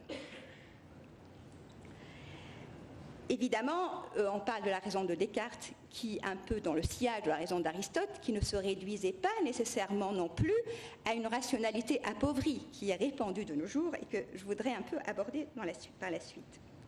Donc sur la connaissance et les modalités et les modes de la connaissance, je me suis donc engagée, comme il a été dit, merci à Virginie Larousse pour sa présentation, dans une voie de dialogue entre cette science moderne, ou je dirais postmoderne, et la religion ou l'héritage spirituel de l'islam, l'héritage qui ne se réduit pas à un instant zéro dans le temps. C'est un dialogue que je considère extrêmement important, mais qui respecte la distinction, les différences qui sont inhérentes à chaque champ de savoir que représentent les sciences et la religion. Par exemple, la religion est guidée par le principe de finalité qui se trouve exclu des sciences. Mais dans ces deux champs, on peut dire que nous sommes en train de chercher à comprendre ce qui est visible, des phénomènes qui sont visibles, par des entités qui sont invisibles, par des choses, shay'an en arabe on dirait, dont la nature nous échappe. Et dans les deux champs, en fait, la rationalité nous guide, bien évidemment. Elle est très importante, elle est vraiment cruciale. Toutefois, cette rationalité réclame qu'on définisse son sens et que l'on intègre aussi ses multiples modalités. Et qu'elle soit pratiquée en science ou en théologie, la rationalité s'avère limitée. Et à un certain degré, elle laisse la place à la perplexité. Alors, je voudrais quand même préciser d'emblée que face à cette perplexité, je ne vise pas à combler les trous de notre ignorance par Dieu. Car pour moi, une telle démarche serait tout à fait symétrique à celle qui consisterait à exclure Dieu des zones éclairées par la science. Dans ces deux cas, on est en train d'attribuer à la science, soit avec ses limites ou ses succès, la mission de démontrer ou d'infirmer l'existence de Dieu. Dans les deux démarches, on a recours à une preuve logique émanant d'une rationalisation de la question de Dieu. Maintenant, en vue du temps imparti qui me reste, je vais essayer de dégager un seul message lors de cet exposé. D'abord, une rationalité close peut mener au dogmatisme et à l'exclusion de la diversité possible des modes de connaissance. Ensuite, cette rationalité close opère en fait du côté des religieux, mais aussi du côté de certains scientifiques ou penseurs, y compris dans le monde arabe. Je dirais que donc je préfère opter pour une spiritualité ouverte en résonance avec une terminologie qu'on doit à Edgar Morin, d'une raison ouverte. Certes, on sait très bien que le manque de rationalité peut nous mener droit à l'obscurantisme, comme lorsqu'on remet en cause la rotondité ou le mouvement de la Terre de nos jours. Mais, à l'inverse, un rationalisme systématique et asséché à l'intérieur du champ religieux conduit à d'autres pathologies répandues dans le monde musulman. Ainsi, on a parlé déjà, Johnston, du concordisme. Pour moi, il s'apparente, je le perçois comme une forme de réductionnisme qu'on fait subir en réalité aux deux champs, scientifiques et religieux, et qui absolutise ce qui relève du contingent. On y réduit le texte sacré, non contextualisé, dont le symbolisme est oublié, voire balayé, à la lecture simpliste d'un énoncé scientifique qui, à son tour, n'est pas non plus contextualisé. Cela peut conduire à des réfutations de théories scientifiques, comme la théorie de l'évolution, comme ça a été mentionné, que l'on pense non conformes à cette lecture réductrice du Coran. Ou encore à vouloir confirmer d'autres énoncés, comme la théorie du Big Bang, simplifiée là aussi, simplement parce qu'on croit les retrouver dans le Coran. Avec la recherche de ce que l'on appelle les miracles scientifiques du Coran, qui ont été cités, Al-Ajaz al-Almi, le Coran, comme a été cité par Johnston, nous assistons aussi au phénomène inverse, celui d'une confiance absolue dans les théories scientifiques, qui deviennent juges suprêmes de la véracité de la révélation, dont le statut est ainsi amoindri. D'un certain côté, on pourrait dire, pour rester positif, qu'il s'agit d'un signe de respect envers la science, malgré la situation critique abordée de la recherche de la culture scientifique dans le monde arabe. Mais il s'agit, selon moi aussi, d'une tendance à s'emprisonner dans le scientisme. On consomme les résultats scientifiques provenant de l'Occident dans une attitude semblable à la consommation des produits matériels. Or, cette forme de rationalité appauvrie, réduite à une seule modalité, affecte même la façon de vivre la religion, qui est dominée par une vision mécaniste, celle d'une relation de cause à effet entre les pratiques rituelles, les bonnes actions et la récompense qu'on en tire. On procède ainsi à la chosification de la voie du salut, dans une sorte de relation transactionnelle avec Dieu. Maintenant, on pourrait se dire, mais c'est le divorce entre science et religion qui serait la solution à ces pathologies. Sauf que le séparatisme relève, selon moi, d'une démarche aussi réductionniste qui ignore la complexité des deux champs et de leur réseau. Il n'est nullement question de confondre, je précise encore, les deux pratiques qui ont leurs propres règles. Mais je considère qu'il est important que la pensée scientifique et la pensée religieuse se connaissent et se fécondent mutuellement. En fait, le champ religieux, comme je l'avais annoncé, n'est pas le seul souffrant de pathologie. La pratique scientifique peut aussi conduire au dogmatisme, par une foi démesurée dans la rationalité. L'argument d'autorité de la science, vous le connaissez, ça c'est scientifique, c'est un argument d'autorité, dans le champ politique, n'importe quel champ. Pour définir la vérité même, le critère de vérité, et résoudre les problèmes de l'humanité, conduit au scientisme. Mais pour moi, ceux qui affirment que la science est la solution à tout, et que ceux qui affirment que l'islam est la solution à tout, forment deux miroirs en abîme. Une science close qui combat l'existence de niveaux de réalité qui lui échappent, alors qu'elle n'a pas les moyens de les approcher, est symétrique à une religion close, qui n'intègre pas la multiplicité des voies de la connaissance. On constate ainsi que certains scientifiques ou penseurs dans le monde arabe se réfugient dans l'argument d'autorité scientifique, sans toutefois être conscients de la difficulté même de définir ce qu'est qu'une science, qui est un grand sujet de débat au sein de l'épistémologie occidentale postmoderne. Quant à scientifique, par exemple, cherche à répondre à la question de ce qu'est le réel. Ce qu'est le réel. La physique quantique, je retourne un petit peu, illustre parfaitement qu'il lui est quasiment impossible d'épurer sa réponse de toute croyance qui lui est propre. Afin de pouvoir fournir un récit descriptif, du moins partiellement, d'une façon toujours insatisfaisante, plusieurs physiciens très sérieux dans les grandes universités du monde ont foisonné d'imagination pour donner ce qu'on appelle des interprétations de la physique quantique, qui sont en fin de compte leurs diverses visions subjectives. Ces interprétations s'accordent toutes avec les observations expérimentales. Donc on ne saurait absolument pas sélectionner une interprétation aux dépens des autres. Il me reste combien de temps à peu près 5, d'accord. Échappant aux critères positivistes, parce que là ça remet en cause le positivisme du XIXe siècle, de la validation ou de la réfutation expérimentale, on peut qualifier donc ces interprétations de métaphysiques. ce qui est relative, sans pour autant les effacer, bien entendu, les frontières que nous avons tendance à ériger entre physique et métaphysique.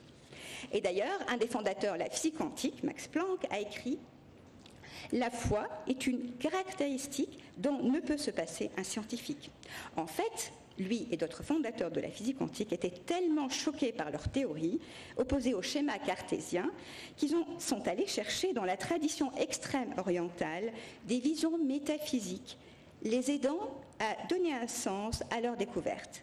Et comme le disait Eugène Wigner, l'efficacité des mathématiques dans la physique moderne est elle-même déraisonnable. D'où le grand intérêt, selon moi, pour arriver un peu au remède, de mieux faire connaître ce type de paradigme scientifique qu'on appelle nouveau, mais qui date du XXe siècle, du début, dans le monde arabe. Ce serait un antidote à la fois au scientisme matérialiste, tout comme ce que j'appelle le scientisme religieux, qui tend à chosifier le salut. Comme je l'ai déjà mentionné aussi au début de mon exposé, ces paradigmes résonnent avec eux et résonnent avec AI, avec les visions postmodernes, que je mets bien au pluriel. Ce serait compliqué de les définir et de les restreindre. Il ne s'agit pas de les importer du point de vue du monde arabe ou de les faire adopter en bloc, mais de s'inspirer de la déconstruction de la modernité que ces visions proposent en réaction au désenchantement du monde. Mais c'est dans la confrontation des idées qu'émergent les étincelles. Et que l'on puisse envisager, pour reproduire une boutade de mon ami astrophysicien Abdelhak Guitardoni, qui est parmi nous, la postmodernité, ça veut dire une construction après la déconstruction. Je suggérerais alors de poser la question non pas du lien de l'islam avec la modernité, mais de son rapport et même de son alliance possible avec la postmodernité. Et son dialogue avec la science postmoderne, établi d'une façon saine, serait alors à reconstruire lui aussi. Or, comme le note le philosophe Ali Ben Makhlouf, qui est déjà intervenu à Lima, les pensées postmodernes trouvent des échos dans la pensée médiévale de l'islam, très rétive à adopter des schémas philosophiques clos. Celle-ci, cette philosophie et spiritualité, fut aussi soucieuse de questionner le statut de la vérité et de critiquer la rationalité d'Aristote. Ainsi, le père de la physique, Ibn al-Haytham, qui a critiqué le modèle d'Aristote, le cosmologique, donc au Xe siècle, nous conseille ça fait résonance à ce qui a été dit dans le premier exposé, laisser de côté ses opinions et de ne pas faire confiance aux écrits des anciens, ainsi que de remettre en question nos propres théories à chacune de nos recherches pour éviter de succomber aux préjugés et à la paresse intellectuelle. Fin de citation. Il me semble crucial, comme l'a très bien fait le grand historien des sciences, Rochdi Rached, d'acquérir une connaissance approfondie de cet héritage, épuré des clichés orientalistes ainsi que de nos projections anachroniques. On y trouverait une source d'inspiration pour le dialogue entre science et religion, qu'il ne s'agit évidemment pas de reproduire tel quel, c'est impossible. Mais en particulier, on y relève un schéma d'intégration et de valorisation simultanée de deux types, de deux champs de savoir. D'un côté, le champ de la pratique objective des sciences qui relève d'une démarche rationnelle confortée par l'observation. D'autre part, des savoirs où l'importance de l'expérience personnelle ou intime les qualifierait de subjectifs, tels que l'art, la poésie ou la connaissance spirituelle par le cœur et la saveur.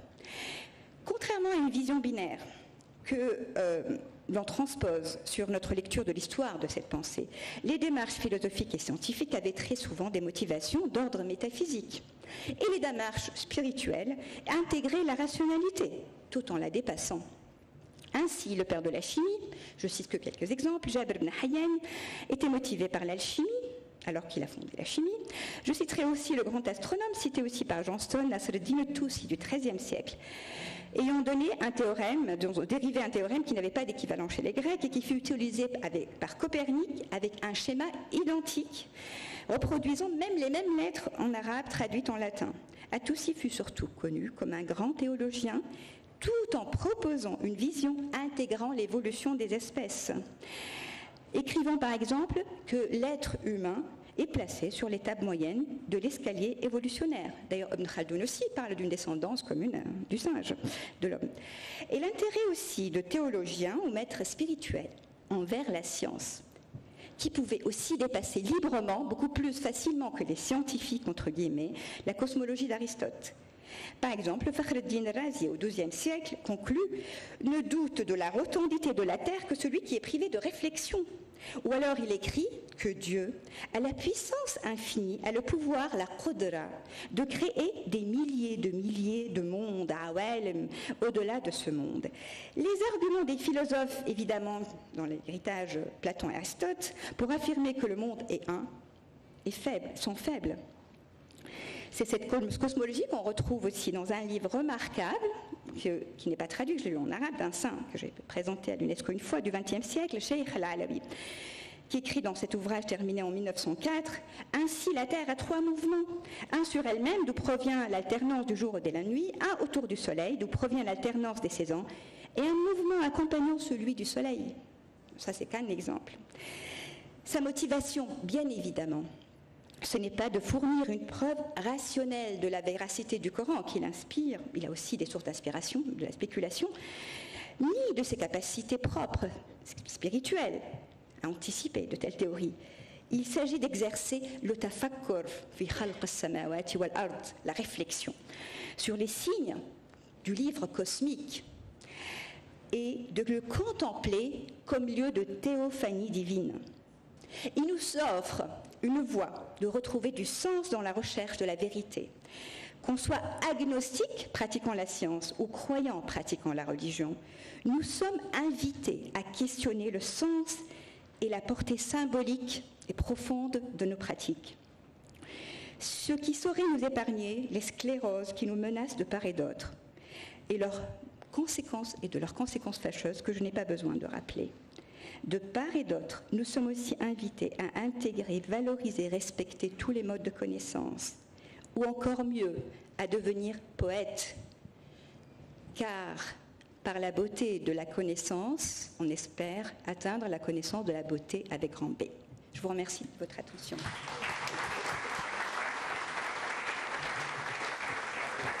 Merci beaucoup Inès Safi pour ce plaidoyer en faveur d'une raison ouverte. Merci. Et nous allons terminer donc avec le professeur Mohamed Chahour.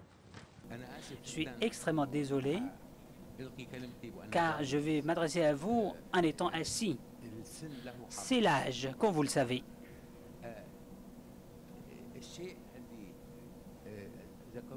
Tout ce qui a été dit par les intervenants en ce qui concerne la relation entre la religion, la culture, la raison, la philosophie, toutes ces relations, tous ces rapports, aujourd'hui ne sont pas posés comme question dans la mentalité collective arabe. La pensée collective arabe a été formée il y a quelques siècles auparavant. Tous les scientifiques ont été cités par les intervenants, les savants arabo-musulmans qui ont contribué à la civilisation arabo-musulmane, selon les musulmans à l'école, étaient hérétiques. Averroès est très connu en Europe, mais Averroès n'a pas participé à la mentalité, à la création d'une mentalité arabe. Averroès a contribué à l'évolution de la mentalité européenne. Pour vous, Averroès, ça fait partie de votre histoire, mais nous sommes toujours à l'époque de Ghazali dans le monde arabe. Nous sommes arrêtés là. Un deuxième exemple pour confirmer. Prenons l'université Al-Azhar comme une institution et l'autre exemple, Cambridge. Les deux universités ont été créées au même moment. L'université Al-Azhar et Cambridge, au IIe siècle, au XIIe siècle, ont été créés. Mais regardez les deux universités, comparez-les. Voilà, vous allez comprendre vous-même tout de suite. Les deux institutions ont été créées par des hommes religieux. Mais regardons l'évolution de chacune de ces deux universités. Le développement qui a eu lieu, la mission de cette université Al-Azhar, sa mission principale consiste à convaincre le peuple égyptien. Et là, je cite Ash-Shafi'i, le grand savant. À l'époque, la population égyptienne était 2 millions peut-être, pas plus. Donc, je reviens. La mission de l'université à l'époque consistait à dire que vous ne devez jamais dépasser ce que dit Ash-Shafi'i à l'époque, pas plus. Mais nous avons en fait chosifié la religion, si j'ose dire. Voilà, personnifié, ou en quelque sorte, la religion. Et ça, c'est une caractéristique d'un cerveau arriéré, ou une mentalité régressive, si j'ose dire. Je prends l'exemple, le livre de Moïse. À l'époque, la mentalité était très primitive. Dieu, à l'époque, aurait dit à Moïse, les peuples à l'époque disaient à Moïse, nous n'allons pas croire tant que nous ne vous voyons pas. Et quand on regarde dans le livre de Moïse, les détails sont très ennuyeux. Il n'y a plus lieu de travailler, de faire un effort d'interprétation. C'est très ennuyeux. Quant au christianisme, était centré sur la personne de Jésus. Le Jésus, c'est le cœur du christianisme, lui-même.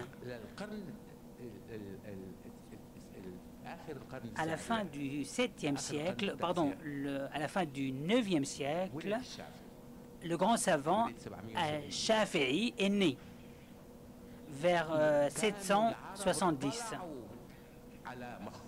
À l'époque, les Arabes avaient eu connaissance des ouvrages, des livres précédents. Et ils ont constaté que l'Évangile est en quelque sorte le récit personnel du Jésus. Et ce qui est vrai, l'Évangile est le récit personnel, le CV en quelque sorte, de Jésus. Et ça c'est vrai aussi. Ça c'est vrai pour moi.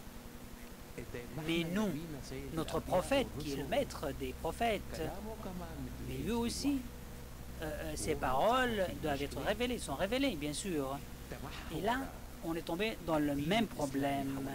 Donc la religion islamique s'est concentrée, s'est axée sur la vie du prophète, ses compagnons à l'époque du 7e siècle.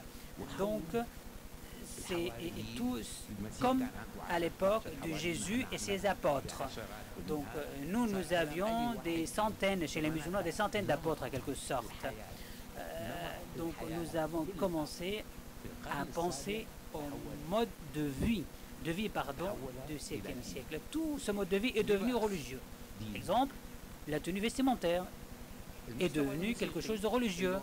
Le niveau musical, vous savez, le daf, l'espèce de tambour qui était à l'époque permis, mais c'est devenu quelque chose de religieux. Le goût général, tout est devenu religieux en quelque sorte. Donc, au sein de la jurisprudence islamique, il y a 5 points horribles. Donc l'interdit, l'illicite, le devoir, préférable ou non pas préférable. Mais moi, qu'est-ce que vous avez à faire avec moi, monsieur le religieux? Je suis libre de boire ce que je veux. Lorsque je veux boire de l'eau, je suis libre. Qu'est-ce que vous avez à faire là-dedans?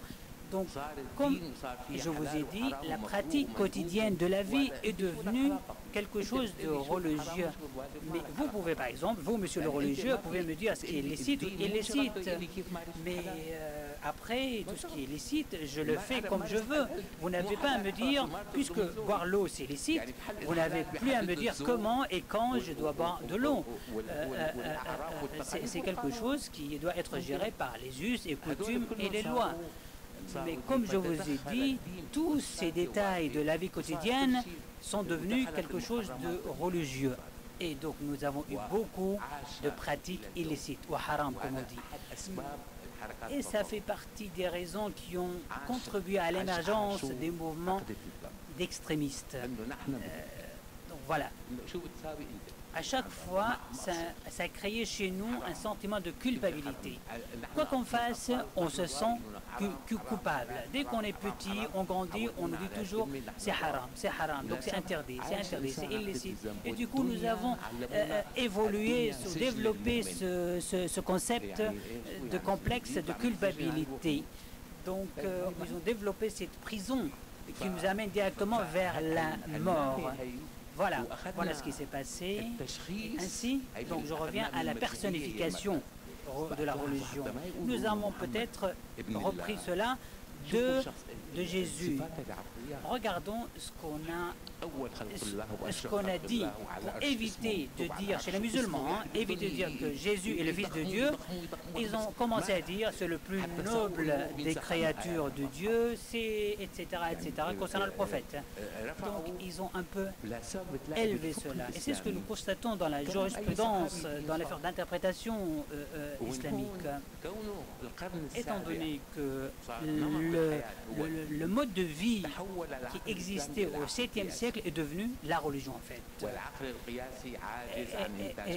Et nous avions eu une mentalité analogique.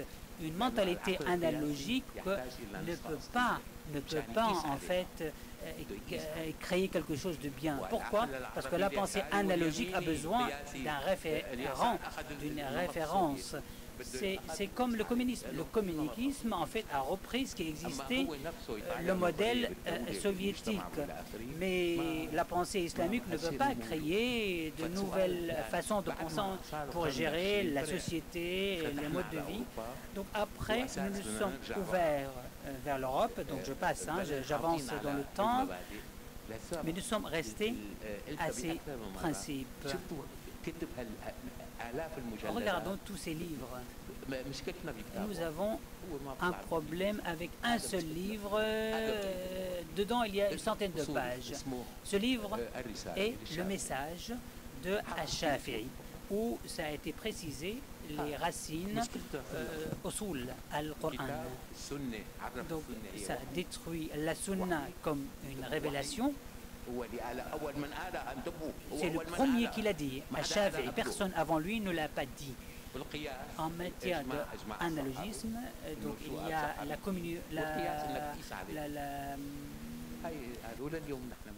et l'unanimité, des ulémas. Mais nous devons revoir ces principes religieux, s'il vous plaît.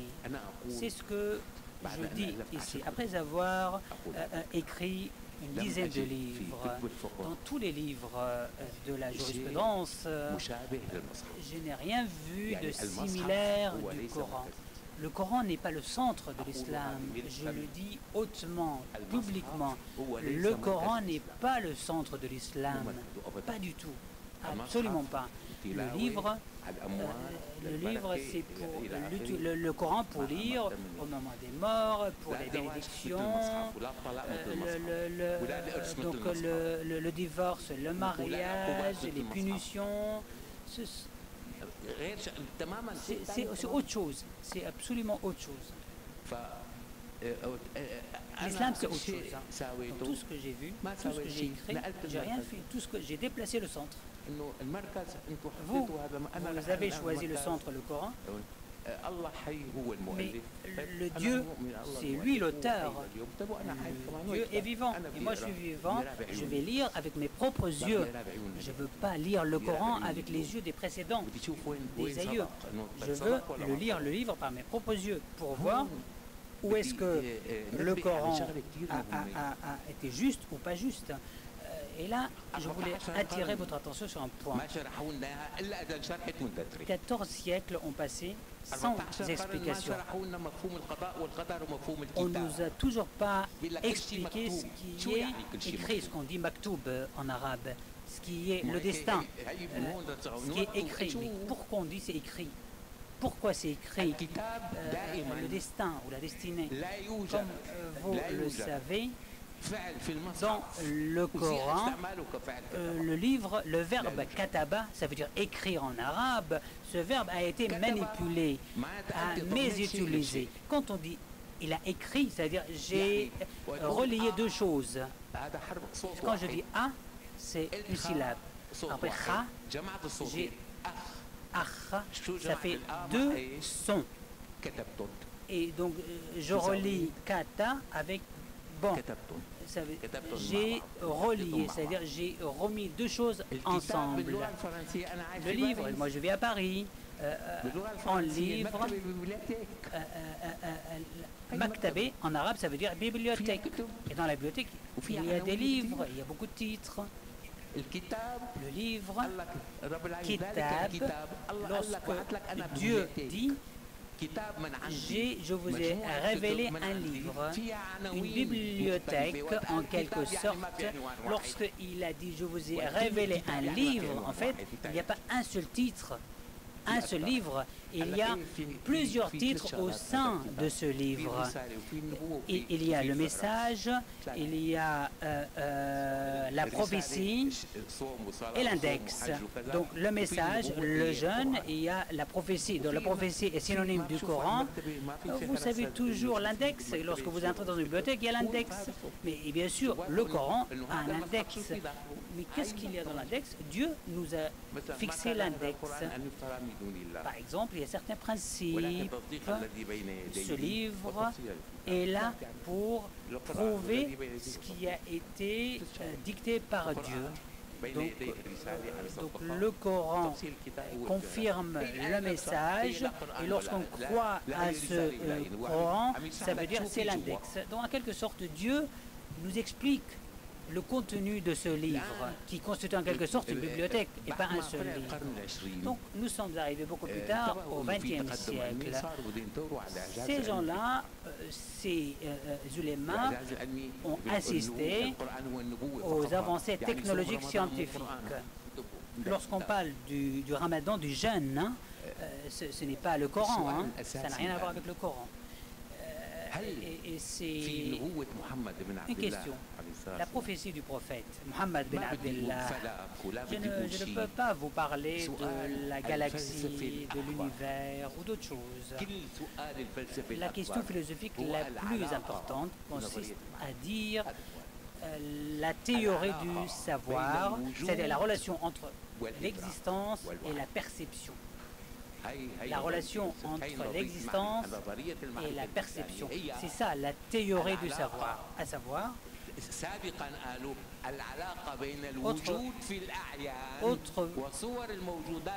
autre part, on parlait de l'existence et l'imaginaire et l'imagination. Cette question philosophique extrêmement importante est toujours là sans réponse. C'est une question ouverte qui n'a jamais trouvé une réponse. Après le matérialisme, l'idéalisme, etc. Mais cette relation entre l'existence et la perception n'a pas été clarifié. Il ne faut pas parler des miracles scientifiques du Coran. Il faut parler, il faut dire, est-ce que le Coran a répondu à cette question? Voilà la problématique essentielle. Le Coran a donné les clés de la théorie humaine, de la connaissance humaine. Jusqu'à maintenant, vous avez évoqué des théories post-modernisme ou d'autres théories, mais le savoir ou la connaissance humaine est fondée sur ce principe-là qui a été expliqué par le Coran. Le Coran a dit aussi, on a dit dans le Coran, que la vraie existence, c'est l'existence divine. Et cette existence a été qualifiée par juste. Dans le Coran, on parle du vrai ou faux, de juste ou injuste, voilà, ce sont des notions. Et souvent, quand on parle de juste et faux, en quelque sorte, et cette existence a été qualifiée de juste. Donc c'est une existence juste. Et tout ce qui est faux, c'est illusoire, en quelque sorte. Ma question est la suivante. Ça a été dit, c'est Dieu est juste. Dieu est juste. Et tout ce que si vous croyez à d'autres, c'est faux. Donc, ce qu'on peut comprendre, c'est que Dieu a une existence objective, en dehors de votre pensée. Voilà, c'est la justice divine qui se révèle ici. Mais en disant que Dieu est pour toi imperceptible, difficile à apercevoir. C'est pour cela, on a dit dans le Coran que rien n'est similaire à Dieu. Rien ne peut être comparé à Dieu. C'est très difficile. Après, l'une des solutions possibles, c'est l'apostasie, ou de ne pas croire en quelque sorte, l'athéisme, de ne pas croire en l'existence de Dieu. Moi j'ai une épreuve logique. Personne ne peut prouver l'existence de Dieu comme on a prouvé la rondité en quelque sorte de la planète. Donc celui qui ne croit pas se voit comme un idiot. Un athée ne peut pas prouver la non-existence de Dieu. Et là aussi, si il le fait, on le qualifie de fou. En disant que Dieu est juste, et si vous croyez à quelqu'un d'autre, c'est faux. Et en ajoutant que n'a rien de similitude au Dieu, c'est quelque chose de très riche, extrêmement riche, en parlant de métaphysique, en parlant d'éclairs. Ce sont des révélations, des expressions divines à l'époque. C'est une perception qui régnait à l'époque. C'est en quelque sorte, c'est la justice de l'islam, d'où le mot islam. Islam est fondé sur ce qui est évidence. Cette évidence est croire à un seul Dieu unique. Et ce qui est évident, on ne peut pas le refuter scientifiquement. D'où le nom de l'islam. Pourquoi on a nommé cette religion de l'islam? Parce que c'est une évidence, c'est une donnée bénie d'ici jusqu'à la fin des temps. Personne ne pourra prouver ou refuter. Est-ce que la perception de Dieu chez Einstein est la même perception chez Ahmad Ben Hanbal? Est-ce qu'on peut parler de la même perception? Vous, entre vous, je suis sûr que chacun de vous a une perception de Dieu d'une façon différente. Vous n'avez pas la même perception de Dieu. Et ça, c'est quelque chose de la justice divine.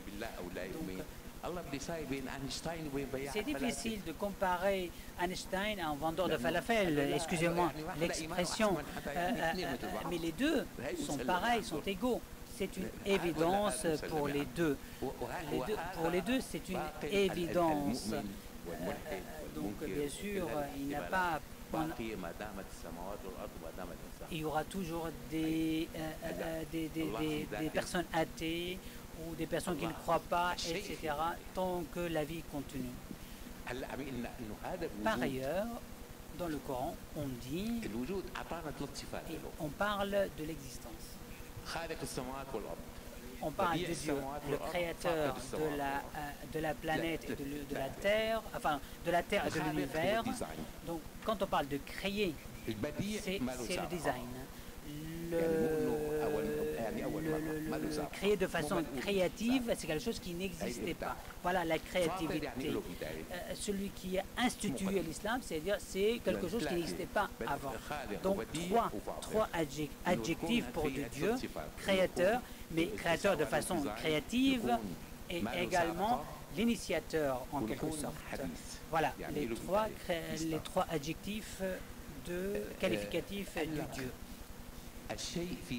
On a dit également tout l'univers en lui seul n'a rien à voir avec Dieu.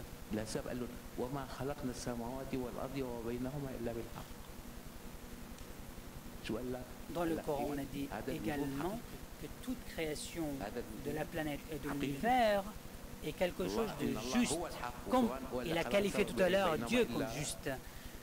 Voilà, le mot juste a été utilisé également. Mais quel est le lien entre ce juste-là et le juste qu'on a utilisé pour qualifier Dieu? Donc Dieu est juste et cette création, ce lien, c'est les paroles de Dieu en quelque sorte. Kalimatullah, c'est non pas la parole de Dieu, les mots, M-O-T-S, les mots de Dieu. Je parle des mots de Dieu. Ça veut dire que Dieu a créé l'univers de néant. En arabe, c'est Adam, en utilisant le D. Dieu a créé le soleil. Le soleil est un mot. Et l'existence, ce sera l'ensemble de ces mots. Il faut étudier ce lien entre les mots et celui qui prononce ces mots. L'existence, ce sont les mots de Dieu et non pas les paroles. Je rectifie, ne sont pas les paroles de Dieu, ce sont les mots de Dieu. Les mots de Dieu. Pour que les mots de Dieu soient entendus. C'est le même message qui a été envoyé à Moïse. Jésus, pareil, le verbe, en quelque sorte. Quand on utilise le mot en singulier, ça peut être l'existence ou le mot. Donc, quand on a utilisé le verbe dans le sens, donc comme vous le savez, il y a le verbe ou le mot en quelque sorte et les paroles. Jésus a utilisé ce fut ça a été au début était le verbe et Jésus était le Fils de Dieu. Donc maintenant parlons de cette existence. Cette existence, quel est le mécanisme qui nous permet d'utiliser cette existence? Le mécanisme qui est utilisé toutes les universités du monde. Il y a un seul mécanisme qui a été expliqué tout à l'heure par un collègue. En utilisant, on ne peut pas contenir les connaissances que par l'intermédiaire, avec la volonté de Dieu, ou grâce à la volonté de Dieu, au moyen de la volonté de Dieu. Et je prends l'exemple, je mange grâce au bar en utilisant une cuillère. Je voyage en prenant un avion. C'est un outil. Donc, et dès le début du Coran, parmi les premiers messages, en disant lit au nom de Dieu qui vous a créé d'une particule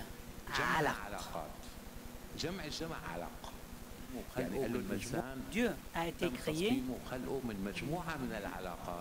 d'une petite chose, d'une petite particule suspendue en quelque sorte. Et alors comment, la question a été composée, comment on peut comprendre ce mot alaq, une particule, un particule? Toutes les universités du monde doivent utiliser ce principe, c'est-à-dire si on prend le même mot alaq et on ajoute qalam. Qalam, c'est le stylo. Donc toutes les universités du monde doivent utiliser le stylo. Voilà le message. Donc avec les yeux, on peut voir, les oreilles, on peut écouter. Et Dieu peut aider l'être humain à mieux comprendre. Le chien, il peut renifler mieux que moi. Il a un sens plus fort que moi. Donc, qalam, c'est très important. Qalam, stylo. Donc, voilà le message de Dieu. Dieu a dit apprenez, lis Dieu vous a créé d'un particule suspendu et vous a appris grâce par l'intermédiaire d'un livre, d'un stylo. Voilà. Aujourd'hui, j'invite toutes les universités du monde à utiliser le moyen de stylo pour apprendre. Voilà. La connaissance humaine est centrée sur le qalam, sur le stylo. On ne peut pas négliger, et c'est ce qui a été dit dans le Coran. Le même terme qalam, aqlam, a été utilisé aussi dans le Coran, dans la sourate de Marie. Donc, dans un autre endroit, on parlait de noun et de qalam et de règle. La règle. Donc, d'abord, cela veut dire identification et ensuite classification. Nous devons qualifier. Al-qalam, ça veut dire le stylo. Il faut enseigner l'homme par l'intermédiaire de stylo. Et c'est grâce à ce stylo que nous avons appris tout. Et par ailleurs, dans le Coran, on dit que Dieu a appris tous les prophètes. Qu'est-ce qu'on veut dire par enseigner? Enseigner, ça veut dire on arrive à distinguer. Lorsqu'un chien aboie, ça veut dire il fait la différence, c'est un son de chien et non pas de quelqu'un d'autre. Voilà, cette théorie a été expliquée dans le Coran. Pourquoi on n'en parle pas? Aujourd'hui, toutes les connaissances peuvent être développées, mais tout ça, inconsciemment, c'est grâce à ce stylo. À ce stylo, on continue, si j'ose dire, stylofié, si j'ose dire. La connaissance humaine est en croissance grâce à ce stylo. Toutes les connaissances du monde, on peut les réduire à ce stylo. Merci. Merci beaucoup, Richard Charny, pour cette invitation à lire le Coran avec nos propres yeux. Il nous reste assez peu de temps, mais je vais... Est-ce qu'on a un peu de temps pour des questions? Alors, on va commencer par Madame. Je vous remercie. Je m'appelle Ninou Karabaki et j'aurais une question à M. Khaled Bencher et deux interrogations, c'est-à-dire je ne suis pas tout à fait d'accord avec M. Stone. Là. Je suis là. Alors, il y a la question de... Vous avez dit que la porte de l'Ijtihad est fermée. Êtes-vous certain qu'il est fermé partout? Alors, le deuxième observation, c'est la question que vous avez parlé. Vous avez dit qu'il n'y avait pas de prix Nobel parmi les pays d'arabo-musulmans, mais je pense qu'aujourd'hui, on ne peut plus raisonner en termes, puisque la question de la confiance en soi est importante, on ne peut plus raisonner en termes de dans les pays, parce que tous les cerveaux, maintenant, donc vous savez mieux, et la première médaille file des femme est une Iranienne.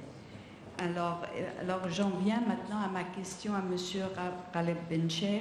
J'ai beaucoup apprécié vos trois chantiers et j'ai une interrogation pour le dernier chantier, pour la question de la désacralisation de la violence. Pour moi, c'est vraiment une question fondamentale.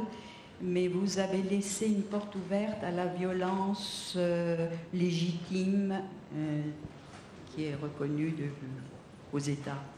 Alors je me demande si nous ne devrons pas dépasser cette légitimité, parce que si on parle du progrès du genre humain, bon, elle devrait peut-être remettre en cause cette légitimité, parce que les 5 puissances, les 5 membres du Conseil exécutif sont les plus grands vendeurs d'armes. Et voilà, alors je veux savoir, parce que je pense que pour venir à bout de la violence individuelle, il faudrait penser aussi à la violence collective. Je vous remercie. Merci. D'abord, je remercie notre ami qui me pose la question. Ça me donne la possibilité de rendre beaucoup plus explicite ce que je voulais dire. J'ai dit, je suis étonné de croire ou de savoir ou d'entendre que certains pensent qu'il y a une quelconque efficacité à la violence au XXIe siècle. Et j'avais ajouté tout de suite, à supposer par extraordinaire qu'on le pense, au moins qu'elle ne soit pas commanditée par la transcendance, que ce n'est pas Dieu qui la commande. C'était ça l'idée. C'est vrai que dans mon exposé, j'ai ajouté, mais on nous a enseigné, le on étant Max Weber, que l'État est là pour être détenteur, légataire de la violence légitime. Et puis vous me posez la question à propos de la légalité internationale et des membres du Conseil de sécurité. Ma réponse est claire. Il n'y a pas de légalité internationale, il n'y a pas de droit international, il n'y a que la réelle politique. Et tant qu'on a le droit de veto, et tant qu'on a 5 États qui détiennent tout, qui décident de tout, eh bien, dans ce cas, la violence de par le monde continuera. Il se trouve qu'il y a 2 thèses parallèles. Il y a une thèse qui dit, depuis les guerres puniques ou les guerres médiques jusqu'à maintenant, il y a une cuirasse, il y a une course effrénée entre la cuirasse et l'épée, et on n'y peut rien. Homo homini lupus, et c'est ainsi, l'homme est un loup pour l'homme. Il y aura toujours la violence est intrinsèque au mode de vie des hommes, et puis malheur aux vaincus, ici vis pacem parabellum, si tu veux la paix, prépare la guerre, et ça sera tout le temps comme ça. Et c'est ce que nous enseigne un Trump. Il n'y a pas autre chose. Donc cette thèse est là. Il y en a d'autres qui disent, eh bien non, on ne va pas abdiquer. Dans la longue et lente maturation de l'humanité, petit à petit, eh bien on finira par subsumer cette violence. C'est la thèse, entre autres, d'un certain Stephen Pinker, qui, aussi étonnant que ça puisse l'être, et en dépit de l'esthétisation de la violence chez certains, ou de sa mise en scène, ou de la théâtralisation de la barbarie, de la sauvagerie, eh bien, il y a moins de violence en proportion que ce qu'il y avait à travers l'histoire. Et ça donne du crédit à ceux qui disent que petit à petit, on s'achemine, et avec le temps, bien entendu, vers, sinon l'éradication totale de la violence, mais vers le triomphe des valeurs éthiques, vers le triomphe du droit, de régler les conflits entre les hommes par la parole, mais pas par les armes, par le dialogue, etc. Bon, de nos jours, est-ce que ma religion est faite là-dessus? Je dois vous dire qu'elle n'est pas encore faite. Tantôt j'oscille entre, eh bien hélas, nous subissons la violence, et tantôt je dis non, il ne faut pas abdiquer, continue à croire qu'à un moment donné, on finira par la subsumer. Merci. Alors Jean Stone, juste brièvement, 2 choses. Premièrement, oui, Inès l'a très bien dit, bien sûr, il faut tenir compte de la fuite des cerveaux quand on fait les calculs. Ça, je suis entièrement d'accord. Mais si vous prenez un grand spécialiste pakistanais du monde musulman comme Zardar, par exemple, il vous expliquera en long, en large et en détail qu'il y a quand même un sérieux problème. Je vous renvoie aussi à Islam et Science, cet ouvrage Nidal Yessoum. Maintenant, la solution. Il y a aujourd'hui même, donc je l'ai reçu il y a 1 heure, donc je ne l'ai pas encore lu, mais j'ai lu des articles de ce Noureddin Boukrout dans le Soir d'Algérie. Vous avez ce livre « Islam, la dernière chance. Pourquoi, comment et que réformer dans l'islam ?» C'est un interview de Noureddin Boukrout que certains d'entre vous doivent bien connaître par mon grand ami Saïd Branin, qui est le fondateur du plus grand site musulman francophone au monde, comme vous le savez, Oumma.com. Donc voilà, et vous avez ce genre de choses sur la table. Vous avez Mohamed Charour avec sa réforme à lui. Quels sont les problèmes? Le problème, je dis en une phrase, tel que je le vois en tant qu'observateur extérieur, c'est que les littéralistes, fondamentalistes, salafistes, appelez-le comme vous le voulez, ils sont unis. C'est facile, ils ont une seule pensée. Donc il y a peut-être des luttes d'influence, mais ils ont la même pensée. Le problème, c'est que la réforme de l'islam, il y en a autant, si vous voulez, quasiment que d'individus. Et chacun a une bonne raison. Donc l'idée, c'est comment on allie tout ça. Si on n'arrive pas à faire cette alliance-là, et c'est très difficile, à mon modeste niveau à moi, et en tant que personne extérieure à l'islam, j'essaie de le faire justement, mais en gros, en une phrase, il faut arriver à allier un courant que j'appellerais néo-moutazilite à un courant que j'appelle un courant soufi. Et c'est le plus difficile, parce que d'un côté vous avez les néo-moutazilites rationnels en quelque sorte, et vous avez un courant d'islam soufi mystique. Et si on n'arrive pas, et on peut le faire, mais à allier ces 2 pôles-là, on pèsera jamais assez contre le cœur du système fondamentaliste. Aujourd'hui, vous avez eu un plateau, je reprendrai d'autres termes, vous avez la moitié des gens sur ce plateau étaient modernes, je ne ferai pas de désignation, et la moitié étaient, sur la belle expression d'Inès, des post-postmodernes. Eh bien, il faut arriver à allier les post-postmodernes et les modernes, parce que c'est ça le problème. En Algérie, j'ai fait un bouquin qui s'appelle Au-delà de Darwin. Eh bien, quand on me l'a présenté, on m'a dit, nous en Algérie, on est en deçà de Darwin. Il faudrait déjà qu'on arrive à Darwin. Oui, sauf qu'en France, je me bats pour aller au-delà de Darwin. Et en Algérie, certains ne sont pas encore arrivés à Darwin. Donc il faut arriver à allier, si vous voulez, c'est ça, postmoderne et moderne. Et c'est tout le problème dans l'islam. Des postmodernes et modernes dans l'islam. Si on y arrive, on peut faire quelque chose, mais c'est pas facile. Voilà. Merci beaucoup à toutes et à tous. Vous pourrez peut-être retrouver nos intervenants à l'issue de ce débat. N'hésitez pas à rester pour la seconde table ronde. Et merci pour votre écoute et merci surtout à nos intervenants. Bonne soirée.